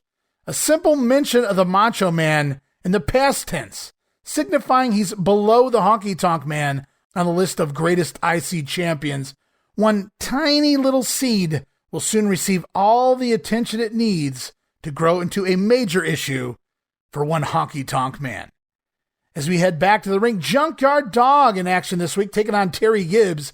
Vince McMahon promoting all of the Piledriver songs with Jesse Ventura here on commentary during this one, including, once again, Stand Back. Ha ha! Gotta get that over, pal. And as the dog match goes on, we get an insert promo here from Dangerous Danny Davis. He doesn't care for the JYD carrying a chain to the ring. So I gotta ask, do we have a JYD Danny Davis feud brewing? Honestly, if Dog got around the ring a little better and not blown up so quickly, it could have been fun. As Gibbs with some token offense at one point in the match, but goes up top and he gets caught. JYD catching Gibbs off the top rope down into the thump power slam. Little different setup this week. I liked it. Gives the JYD the win, 2 minutes and 6 seconds. And here we go. Another soundbite queued up this week. Mean Gene Okerlund standing by with Jimmy Hart and his tag team champions, Bret Hart, Jim the Anvil Neidhart, the Hart Foundation. He's got to be the happiest man in the World Wrestling Federation right now. Jimmy Hart, come on in. Honky Tonk Man, your Intercontinental Champion. Oh, yes. And from Reno, Nevada, Jim the Anvil Neidhart, the former football great from Calgary, Alberta, Canada. Bret the Hitman Hart are the tag team champions of the world. You know, the paper said, everybody says, the greatest team in the history of professional wrestling today. I guess you can say we are the in crowd. Am I right, Anvil? What about it, Jim Neidhart? You know what's wrong with the Killer Bees? Why do the Killer Bees have to cheat and use their masks? Why do the Islanders have to come to the ring in dresses? Why do the Demolition have to wear spikes? Why are the Rougeaus just so unpopular? Because as our man said it, they just aren't in with the in crowd. We're the in crowd. Is that right, Bret Hart? Wouldn't you think so? You're the tag team champions of the world. If we'd let you inside the Hart Foundation, Bill, and we let you come to the parties with the Hart Foundation, you'd want to come, right? I've been inside the Hart Foundation. Yeah, but I mean, you'd like to stay. You'd like to stay with the crowd. You've got a few different people up there, I'd say that. Yeah, we have a lot of different people, but the point is, the in crowd is on a roll. The Hart Foundation is on a roll, and we keep rolling and rolling and rolling over all these tag teams, Gene. There's none left. They're dropping like flies around here. And what is with this color pink? Ever since the Hart Foundation or the World Champions, everybody's wearing pink. You can find it in any store from coast to coast. That's in, baby. You know, let me tell you this, Daddy. Yes, like you Jimmy said, Hart. the in crowd, we are cool, we are cocky, and we are confident, and we are the world champions. If you want us, come and get us. You know, we have open contracts. The Hart Foundation. Big, bad, rough and tough, and hard to bluff, right? Yeah. Thank you, gentlemen. Thank you. They are the tag team champions of the world. They are the Hart Foundation. All right, I hope you guys listen to that one carefully. I love how they have a joke for all the other teams in the WWF, but then when they get to the Rougeaus, they simply point out they're not popular. That was joke enough. I wrote LOL. So it was no secret within the company that clearly the Rougeaus, the babyface experiment, is what it is for right now. Kind of feel bad for the Rougeaus. And they say that neon pink is being stolen by everyone lately. Well, it was the 1980s, Anvil. Neon pink was hot. Hence the name, Hot Pink. All right, and up next, originally slated for a tag team encounter, this match changed at the last minute to a handicap matchup as the one-man gang asking his manager Slick, as well as partner Nikolai Volkov for this one, to step down and allow the gang to go 1-on-2, 2-on-1, depending on how you want to look at it. And Nikolai gladly steps aside to allow the gang to take on the team of Mr. Arthur Washington. Remember him from that Chris Curtis match, Ted DiBiase last week? It's Arthur Washington teaming here with quote-unquote Jim Milliman. However, it is indeed Jake the Milkman Milliman, as we're shown a quick picture taken with the Doctor of Style Slick standing with Bam Bam Bigelow, further leading us to believe that Bammer has indeed signed with the Doctor of Style, as the gang jumps both men, then a nasty clothesline and a gourd buster on Milliman almost immediately, and then a gourd buster on Washington, dropping him on top of the Milkman. Gang climbing on top, pinning both men in 1 minute and 36 seconds. Just another hard sell for the one-man gang as the next house show challenger for Hulk Hogan's WWF title. Brother. And then up next, a platform interview, special interview. Craig DeGeorge, along with $1 Million Man Ted DiBiase and bodyguard Virgil, is Dibiase talking a lot faster here. Very noticeable. Barely taking a pause in between sentences and perhaps a little pressed for time, I guess, but also more aggressive and angry is the style of delivery here this week for the $1 Million Man. Much different delivery than the slow, methodical $1 Million Man we've heard thus far. As Dibiase calling up a fan to kiss the foot of Virgil this week for $200. And then we see a fan, some guy coming up who looks like he belongs on an episode of On Patrol Live, has no trouble doing so, kissing Virgil's foot not once, but instructed to kiss it twice, as Dibiase then tosses the money down on the ground, the guy snatching it up just as quickly as he can before it can be taken away. So a fan paid $200 here to kiss the foot of Virgil, as this week Ted Dibiase comes across as more of an asshole here, like he knows what he's talking about rather than trying to just play a character. I'm not sure if he was given some advice or just finally clicked for him, but the evilness of the $1 Million Man character is there now in his delivery. And it's not just words anymore, the emotion now attached. And this will be what gets that $1 Million Man character over to that next level. As we head back to the ring, it's time for the debut of Strikeforce. Rick Martel, Tito Santana taking on the team of Steve Lombardi and Tiger Chung Lee. And no music just yet for Strikeforce, but they do have matching gear already, including red jackets. Hey guys, that's Roman Power's gimmick. Gonna have to change some color there. And then on commentary, Jesse Ventura making mention of the name I suggested last week on the Grenade. Why not call him the Mexican Connection? Makes sense, Jesse. Vince McMahon seems to think it's a little, I don't know, racist? But then again, Vince is the one that wanted to call him Border Patrol. What's wrong with that, pal? As we get an insert promo here from Strikeforce, who spend the time discussing their new song by Robbie Dupree, Girls in Cars, on the upcoming Piledriver album, spending more time putting over this song rather than putting over the fact that they're a brand new tag team or discussing their feud with the Islanders. In fact, how the hell did Strikeforce get a Piledriver song when they just formed like a week or two ago? As the action gets going, Martel early on with a Hurricane Rana, taking Steve Lombardi over, but Tiger Chung Lee tagging in and taking control of Tito Santana, but Santana finally managing to dodge a corner charge by Tiger and tags back to Rick Martel, and Martel eventually whipping Tiger into the ropes in one direction, Tito Santana running the ropes in the opposite direction, both men meeting mid-ring for a flying forearm. Great force behind that. I guess you could say striking force behind that flying forearm. Gets the win over Tiger Chung Lee here, 2 minutes and 49 seconds. And I try and discuss this all the time online. And unless you go back and watch all of this from the beginning to the end, document this entire Can-Am's Strikeforce ordeal, yes, the more talented team 1,000% is Strikeforce. Tom Zink was green as grass compared to Tito Santana. But the proof is right there on film, guys. Strikeforce was solid and immediately better than all the other tag teams here in the WWF right now, but they never reached that overness level of the Can-Am Connection. Tom Zink, Rick Martel, they had something special with the crowd, and it never fully translated over to Strikeforce. Even though, once again, wrestling-wise, Strikeforce, the more fundamentally sound team, the better team in the ring, I'll say that all day long, and maybe a little of it was because of that old hat feeling of Tito Santana joining in, who had really been floundering around for the past year and a half, joining up with Rick Martel. But I don't know, they just never seemed to get us over as that Can-Am Connection pop. But at the same time, Strikeforce, great tag team. As up next, it's more dog tips this week from the British Bulldogs.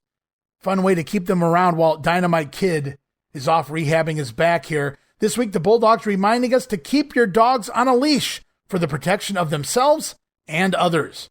Good rule of thumb, Dynamite, Davey Boy. And of course, Matilda's tip for us: Headbutt Dynamite. Headbutt Dynamite never gets old.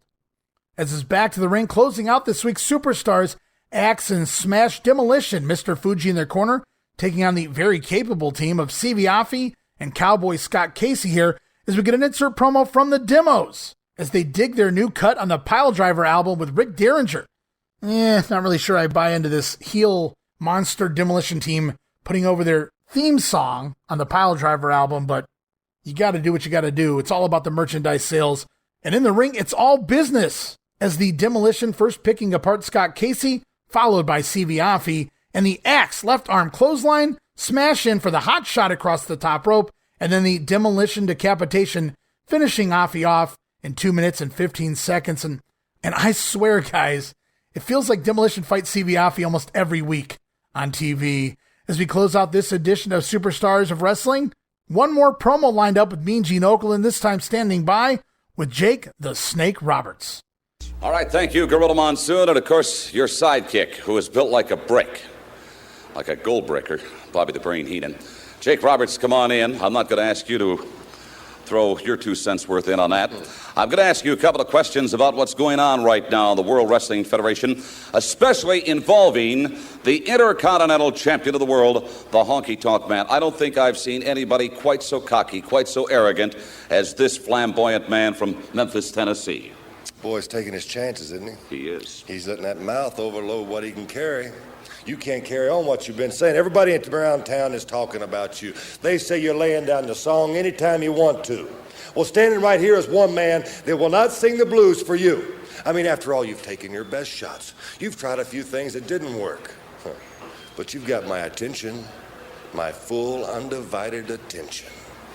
Now, that's something you've got to deal with, Honky Tonk, because you know where we're different.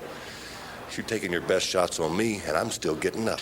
When I drop a man, they don't get up. And if I ever get the chance of getting my hands on you, I'll be careful of your greasy hair, because I don't want my hands to slip when I hook that DDT and drive you through the mat. Now, Jimmy, you be a good little squirrel and stay in the corner and behave yourself.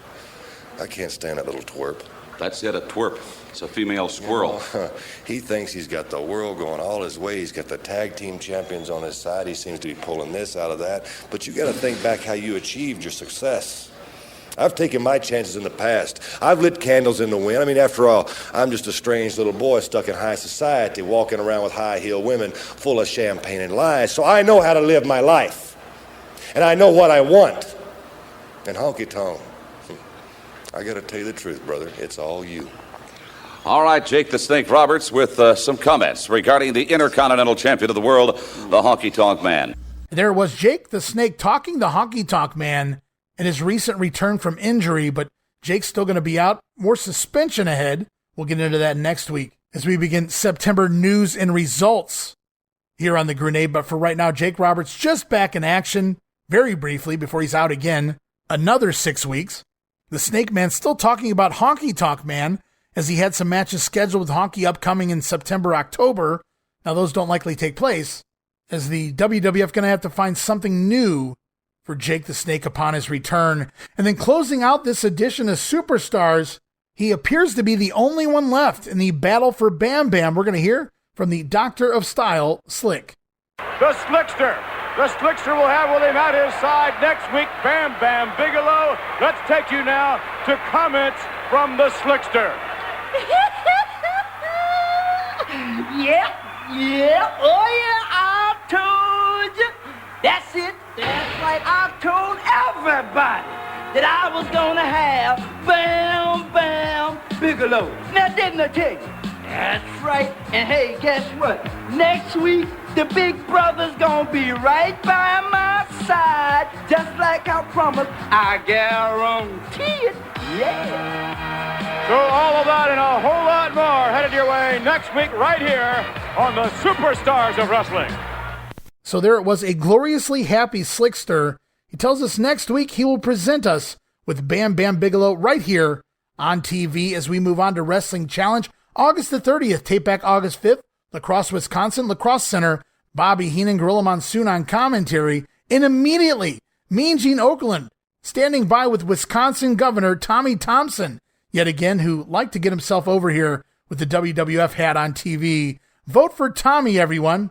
And actually, Tommy Thompson was freshly elected governor of Wisconsin in 1987 for his first term, and he remained on as governor all the way until 2001 when he left office and worked for President Bush and his cabinet for his entire 4-year term as well. So dude knows his politics, and he's playing it here with the WWF fans as we get things going with Jake the Snake Roberts this week in the ring, taking on Steve Lombardi. As Lombardi with some offense early on after Jake runs into a knee in the corner, but Robert's going to cut him off with a short arm clothesline and the knee lift. Jake then working the arm extensively of Lombardi before landing a bulldog facebuster And the DDT finally going to get the win in 4 minutes and 33 seconds. And some Damien for post-match fun activity as well. Pretty long squash there, 4.5 minutes for anyone, much less Jake the Snake Roberts. Still nothing wrong with the matchup per se, just seems stretched out unnecessarily. As we move on for a special report, and Craig DeGeorge, last week we talked about Tito saving Rick Martel from the Islanders here on Wrestling Challenge. This week it appears the two have formed a striking new force. We hear from both sides' strike force as well as Bobby Heenan and his Islanders as Tito Santana steps in and the feud will continue. As both sides of the feud now trying to explain the name Strike Force, Bobby Heenan saying they're going to force people around the ring, doing a lot of striking. Cringeworthy explanation there for the team name of Strike Force.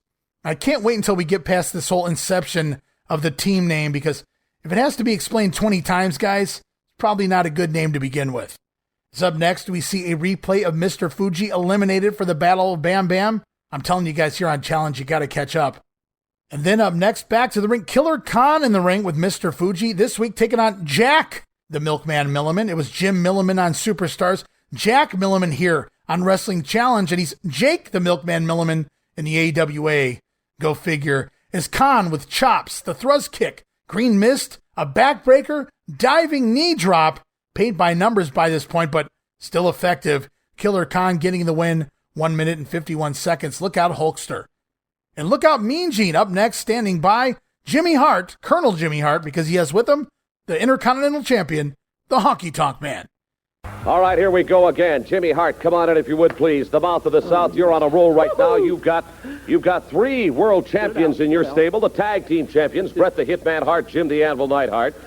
You also have the Intercontinental Champion of the world, the Honky Tonk Man. But a lot of things are happening. A lot of pressure is being brought to bear on you. You know, let me tell you something, man. We have open contracts that gets anybody, any place, anytime, anywhere. He is the Intercontinental Champion. You don't see him running. We have the Hart Foundation of the Champs, baby, and Dangerous Danny Davis. Don't forget about Danny. All right, yes. Honky Tonk Man, the Intercontinental Champion of the world right now. You are riding on an all-time high. The whole month of August, whose picture's been on the front of every periodical, every newspaper across the United States, Canada, around the world. It wasn't that overweighted has-been Elvis Presley. It was a Honky Tonk Man's picture. That's right, baby. 10th year anniversary. Well, all the celebrating's over. The anniversary now is for the Honky Tonk Man, Intercontinental Heavyweight Champion of the world. That's what the celebrating's all about. That's why we're What anniversary? Anniversary. Your anniversary. You better believe it. Just being able to hold this belt, to meet and defeat every contender the WWF has to offer. The list goes on and on. Who has been the greatest Intercontinental Heavyweight Champion of all time? You. Not Don Muraco, not Greg Valentine, not Tito Santana, not Macho Man Randy Savage. What about Ricky Steamboat? That's who I beat. I beat him 1, 2, 3 in the middle of the ring. I beat him like yesterday's newspaper. Where's he at now? He's long gone, just like all the other Intercontinental Heavyweight Champions. They're gone because they're afraid of the Honky Tonk Man, because I am the best Intercontinental Heavyweight Champion of the world. Let's do some celebrating. Woo! Isn't he great? Anniversary time. I thank you, Jimmy Hart, and Intercontinental Champion, the Honky Tonk Man. So Jimmy Hart has everything going his way at this point. Tag Team Champion, Hart Foundation, Intercontinental Champion, Honky Tonk Man. And speaking of, Honky Tonk Man coming into the promo, bearing Elvis Presley even more this week and bragging that he is the greatest Intercontinental Champion of all time. Not Ricky Steamboat, not Don Muraco, not even Greg Valentine, Tito Santana, and especially not you, Macho Man Randy Savage. They're all afraid of the Honky Tonk Man. Honky, you may learn to regret those words as we move on. Another promo here for you guys this week. Recently departed team of Orton and Muraco standing by the newly turned babyface, the Magnificent One, or maybe he's undergoing a name change here. It's Don Muraco. Well, it is official. The divorce decree is final. Muraco and Orton are kaput right now. And that leaves the Magnificent One on his own. Kaput? Yeah. I don't need no partner. I don't need no manager. You didn't drop a stone into a quiet pond, Bob Orton. You dropped a boulder into a raging inferno. Magnificent Muraco is all alone. He certainly is, but he's dangerous. So there it is, Muraco stating that he doesn't need a partner or a manager then references there of stones and boulders, but I think he's going to settle in on a rock, as in The Rock, Don Muraco, and Gorilla Monsoon, Bobby Heenan, both on commentary, putting Muraco over strong. Bobby Heenan stating that Muraco will be even more dangerous now as he's on his own. So trying to get everyone to buy into this split and the babyface turn of Don Muraco whenever you get a heel putting over a babyface on TV. And Bobby Heenan doing a good job here as we head back to the ring for the natural Butch Reed. Slickster in his corner taking on Brady Boone. Is Nikolai Volkov out here, I guess, just to get on TV. Volkov singing the Russian national anthem. And this a good way to get Volkov on TV without having to watch him wrestle. Thank God. We also get an insert promo from Slick, who says it's all but obvious at this point that he is the last man standing in the battle for Bam Bam, as Butch Reed catches a crossbody early on, dropping Boone across the top rope, and then the natural with a swinging neck breaker and even busting out a drop kick as well this week. But Boone going to make the comeback, does his double backflip drop kick, but it only causes Reed to stagger. Brady winds up getting laid out with a jumping lariat clothesline, Boone doing a 360 bump off of that lariat, and then Reed with the press slam, going to get the win here in 3 minutes and 50 seconds. But Brady Boone with so many dangerous bumps, and not in that fun way, guys, not in that Kurt Hennig way, but if you go and watch Brady Boone's stuff overall here in his WWF run, his entire spiel is that he has an acrobatic background, right? But there's at least one botch in every match, and it's always from Boone's flippy moves or trying to take a flippy bump. And here in this matchup, he almost eats it twice, guys, barely clearing a 360 flip off of the Butch Reed clothesline, and nothing wrong with trying to take that bump, but it was a flying clothesline. So you're trying to jump in the air and take a backflip bump off of a guy who's flying in the air. And then at the end of the matchup, Reed going for a press slam, looking to drop Boone on his back clearly as he launches him forward, but Boone trying to stay flat, land on his face, and nearly breaking his neck in the process. Not pretty here, but Butch Reed does get the win. And don't get me wrong, guys, Brady Boone, he had some talent, but relied far too much on that flashy stuff and didn't always work out for him like he wanted. Like I said, one botch almost every match. Go back and watch yourself. As we're off next, Mean Gene Okerlund standing by this time. He's back from his knee injury. It's Billy Jack Haynes. All right, stay tuned. We're going to get you back up into the ring here in just a moment or two for more exciting World Wrestling Federation action. You know, the World Wrestling Federation, it is a very physical, it is a very rough sport. And from time to time, it does take its toll. Billy Jack Haynes from Portland, Oregon, come on out. Talking about taking its tolls. There are some injuries that people don't even realize happen. But back here 3 or 4 weeks ago, you sustained an injury to your knee, and you've been laid up. Let's tell the truth. You've been laid up. You know who did it. Well, I've been laid up for 3.5 weeks now, Gene, and making no bones about it. When I stepped into the ring 5 years ago, I knew professional wrestling was the toughest sport to ever be involved in. I boxed as an amateur. I played ice hockey, basketball, football, and pro wrestling tops the cake. Yeah, I know who did it. It was done by Hercules. No crying over spilled milk. WrestleMania 3, everybody's seen what happened. Now, Gene, I appreciate all the support all through the country I've had, especially from my home state of Oregon. But, Gene, let's face it, professional wrestling is tough, and I've been sidelined for 3 weeks with a knee injury. Okay, I want to talk about that injury specifically. I happened to be at the arena when the injury took place, when you sustained that devastating knee injury, and it could have been avoided. But Hercules, I think, intentionally has been programmed by Bobby Heenan to hurt you, to maim you, and that he did. That he did, and I'll tell you, Gene, I've learned a lot since I've been in the World Wrestling Federation. This is the top of the ladder. The toughest men in the business are in the WWF. And this one, Billy Jack Haynes, right now is back full strength, 100%.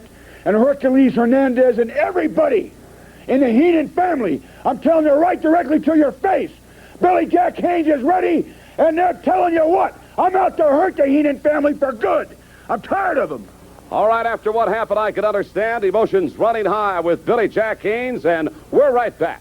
And it's been a bit since we've heard from Billy Jack Haynes here on WWF TV. Mean Gene does mention Haynes recently out with that knee surgery, but he is back here by the end of August, and also back to raging, screaming promos here from one Billy Jack Haynes as he apparently vows death on most of the Heenan family. And when I saw Billy Jack Haynes' shtick in the mid-90s there in the USWA and Smoky Mountain Wrestling, I bought the Psycho promos. The guy scared me then. But even here in 1987, that jacked up babyface Billy Jack Haynes, dude is just scary. As up next, it's more dog tips from the British Bulldogs, who this time remind us to give our dogs lots of water, especially here in the summer heat. In fact, I'll be giving my dog more water here in just a few minutes after the show, but right now we continue on. George the Animal Steel in the ring, taking on Rick Gantner, is Bobby Heenan storming away from the broadcast booth after Gorilla Monsoon announces after this matchup, we'll see a replay of Mr. Wonderful firing Bobby the Brain from Superstars, upsetting Bobby Heenan here, leaving commentary. Meanwhile, in the ring, George Steele with the usual turnbuckle eating and flying hammerlock. Going to get the win here, 1 minute and 59 seconds. And then, as promised, replay from Superstars, Mr. Wonderful Paul Orndorff firing one Bobby the Brain Heenan, picking up Oliver Humperdink as his new manager. So we head back to the ring for Heenan Family action. Bobby the Brain Heenan out there accompanying the likes of the King Harley Race and the Mighty Hercules for tag team action. Going to take on the tag team of Jimmy Powers and Paul Roma, coming off 2 big wins in a row over the Hart Foundation and KAMALA and SIKA. Can they do the trifecta here and take out the team of Harley Race and Hercules? We'll have to wait and see. Here is Johnny V joining Gorilla Monsoon on commentary for this one, and it's back and forth early on as the heels have a tough time slowing down their opponents. Harley Race getting bumped over the top rope and out of the ring as Powers and Roma double teaming the Mighty Hercules. The heels, though, finally getting in some shots after Powers running into a Harley Race knee from the apron. Hercules landing his nasty clothesline, driving Powers down to the mat, and then Harley Race in with the belly-to-belly suplex, which put away the JYD at WrestleMania 3, but can't put Powers away with it here in the month of August. Powers finally managing to make the tag out to partner Paul Roma, who comes in, taking it to both of the Heenan family members. Insanely high dropkick on Harley Race, another nice dropkick on Hercules as well, and then Roma with a sunset flip off the middle ropes on Hercules, but the King in to break up the count, leading into a 4-way melee, all 4 men back in the ring. Roma then with an airplane spin on the Mighty Hercules as Dave Hebner shooing Jimmy Powers back to the corner. And it seems like Roma spinning Hercules and the airplane spin here. It looks like he's waiting for Harley Race to interfere, but he's not. So Paul just kind of abruptly stops spinning Hercules and acts dizzy, allowing Harley Race to grab Roma, smash him head first into the turnbuckle. Down goes Roma. Hercules climbing on top to pick up the win. 2 minutes and 24 seconds after a turnbuckle shot? I don't know. And this one really surprised me. The momentum stopped dead in its tracks for Powers and Roma here. They beat tag team champion Hart Foundation on that reverse decision. They outsmart and outquick the monster heels, KAMALA and SIKA, last week in a countout victory. And then this week, they lose to a makeshift tag team that's going nowhere right now in the King Harley Race and Hercules.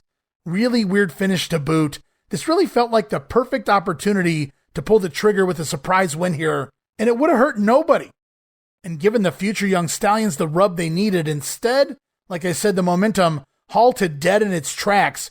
Hercules and Harley Race beat Roma and Powers here, and that finish, really odd.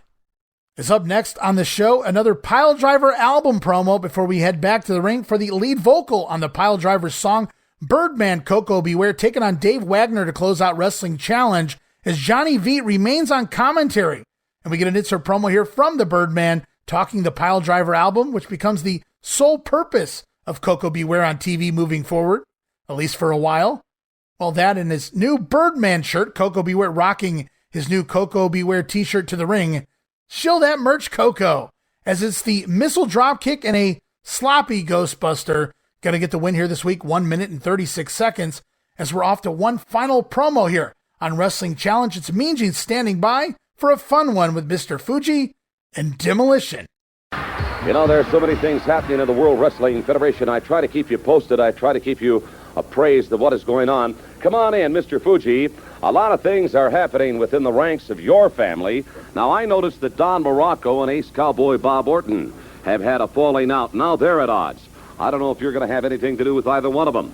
Also, KAMALA and SIKA right now doing quite well for themselves. And, of course, Killer Khan, a man that is challenging the heavyweight champion from time to time for the world's heavyweight crown. The team that I'm most impressed with, though, are Axe and Smash, Demolition.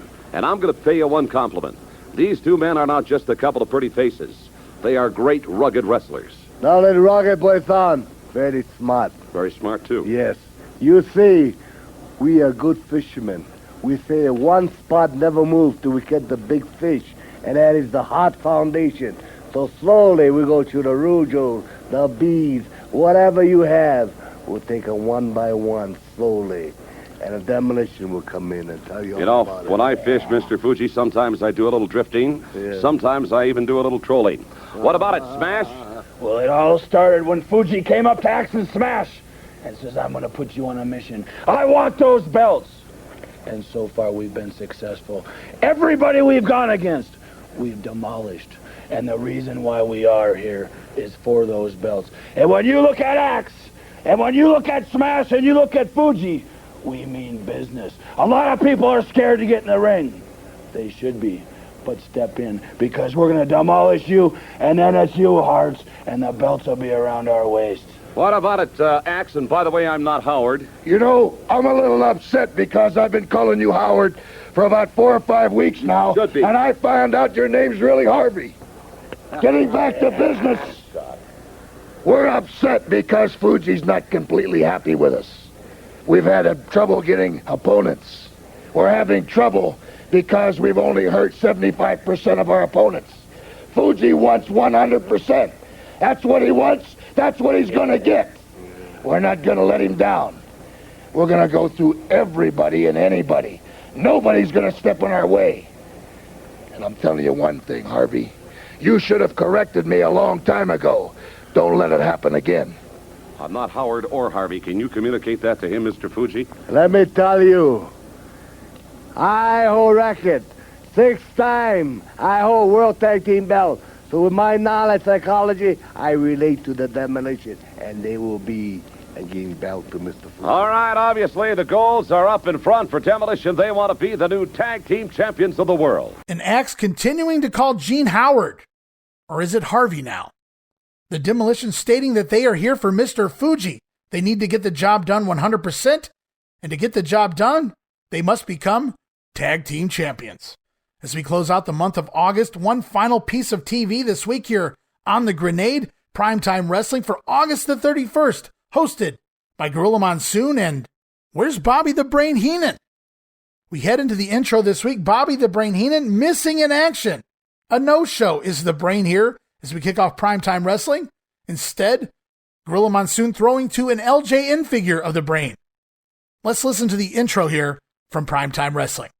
This is the only likeness remaining of Bobby the Brain Heenan. He is very conspicuous by his absence here this week, having a clue where the Brain is. Not a phone call, not a message, not a telegram, nothing. We have all our troops out searching in vain for the Brain. We have the Weasel Hounds out looking. We have Sir Sherlock Hayes, another colleague of mine who will be joining us later on. He's out looking. And even Jesse the Body, who knows everything that's going on in the world of professional wrestling today, is out there looking. But as of this particular point in time, no news of where the Brain is. He left here last week very bent out of shape.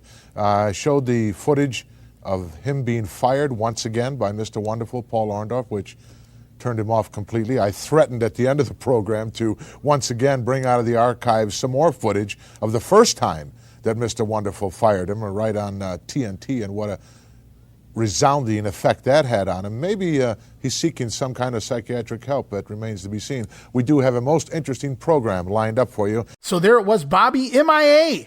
After being bent out of shape last week, being fired by Mr. Wonderful, apparently, at least for the short term, replaced here by his LJN figure. Now later in the program, Heenan is replaced for the remainder of the episode by one Lord Alfred Hayes. As we head off to our final soundbite this week on The Grenade, Gorilla Monsoon welcoming in his lordship. Welcome back, folks, and let me take this time an opportunity to welcome you to and to introduce to you my colleague and longtime friend, his lordship, Alfred Hayes. Sherlock, did you have any success? Well, first of all, let me just alleviate this particular piece of garbage here. We don't need that anymore. I looked in all the lowest decadent dives I could find. Fair Host probably on the list? Yes, I did. Places in Baker Street, as only Sherlock he would. frequents those places. Yes. And I must say that there were a lot of people of dubious character there, as normally he would associate with. But no luck. No, I thought for one moment I'd been lucky because there was a discarded neck brace there, very grubby and very grimy, but certainly no weasel. No weasel. And Alfred Hayes, he went searching for the brain, but he couldn't find him anywhere, and not a whole lot to the convo here between Gorilla Monsoon and Alfred Hayes, but I wanted to get Alfred on the show. Color me biased. This is only the second time in 1987 that Alfred Hayes has hosted Primetime Wrestling, replacing Bobby the Brain Heenan. So right now it's few and far between when we can get an Alfred Hayes soundbite here in 87, unlike 93. Surprising, I know. But there it was for this week. We close out this edition of The Grenade by wrapping up August of 1987, all of the WWF TV covered, which means 2/3 of the year of 1987 now in the books as we slowly head in to the fall season. New edition of Saturday night's main event upcoming. The inaugural Survivor Series pay-per-view around the corner as well.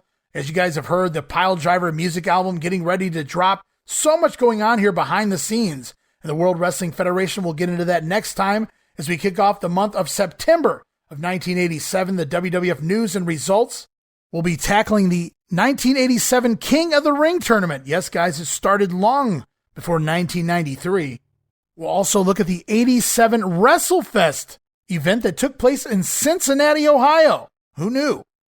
Plus another new set of TV tapings. We'll look into the results from Madison Square Garden, Boston, the Philadelphia Spectrum, Maple Leaf Garden, and so much more next week here on the show. So until then, just a quick reminder to check out all the podcasts over at WrestleCopia.com and everywhere your podcast streaming needs are met. And be sure to follow me on social media. Follow me on Twitter at Wrestling Grenade. That's at RASSLIN Grenade. Also follow and like me, Facebook.com/Wrestling Grenade. And be sure to subscribe to YouTube.com/Wrestling Grenade as well. Nearly 500 videos and counting there on our YouTube channel. And last but certainly not least, if you guys are looking to sponsor a brand new podcast network, an up-and-comer that's all about preserving wrestling history and giving you quality content each and every week, I'd really appreciate if you consider becoming a patron of the WrestleCopia Podcast Network over at patreon.com/WrestleCopia. That address again, patreon.com/WrestleCopia. Multiple tiers to choose from. Just talking about that $5 all-access tier, guys. No subscription, cancel anytime. Get you all sorts of goodies there for just $5. And the best part is, you're helping me pay the bills to keep the Wrestling Memory Grenade, Regional Wrestling, Monday Warfare, and more up and running for the months to come. And with all of that said, I'll be back again soon as we begin the month of September here for 1987 in the World Wrestling Federation. But until then, this is Ray Russell saying, from pillar to post and coast to coast, you pull the pin and I'll pick up the pieces right here on the Wrestling Memory Grenade. I'll see you next week. Don't miss it. Be there!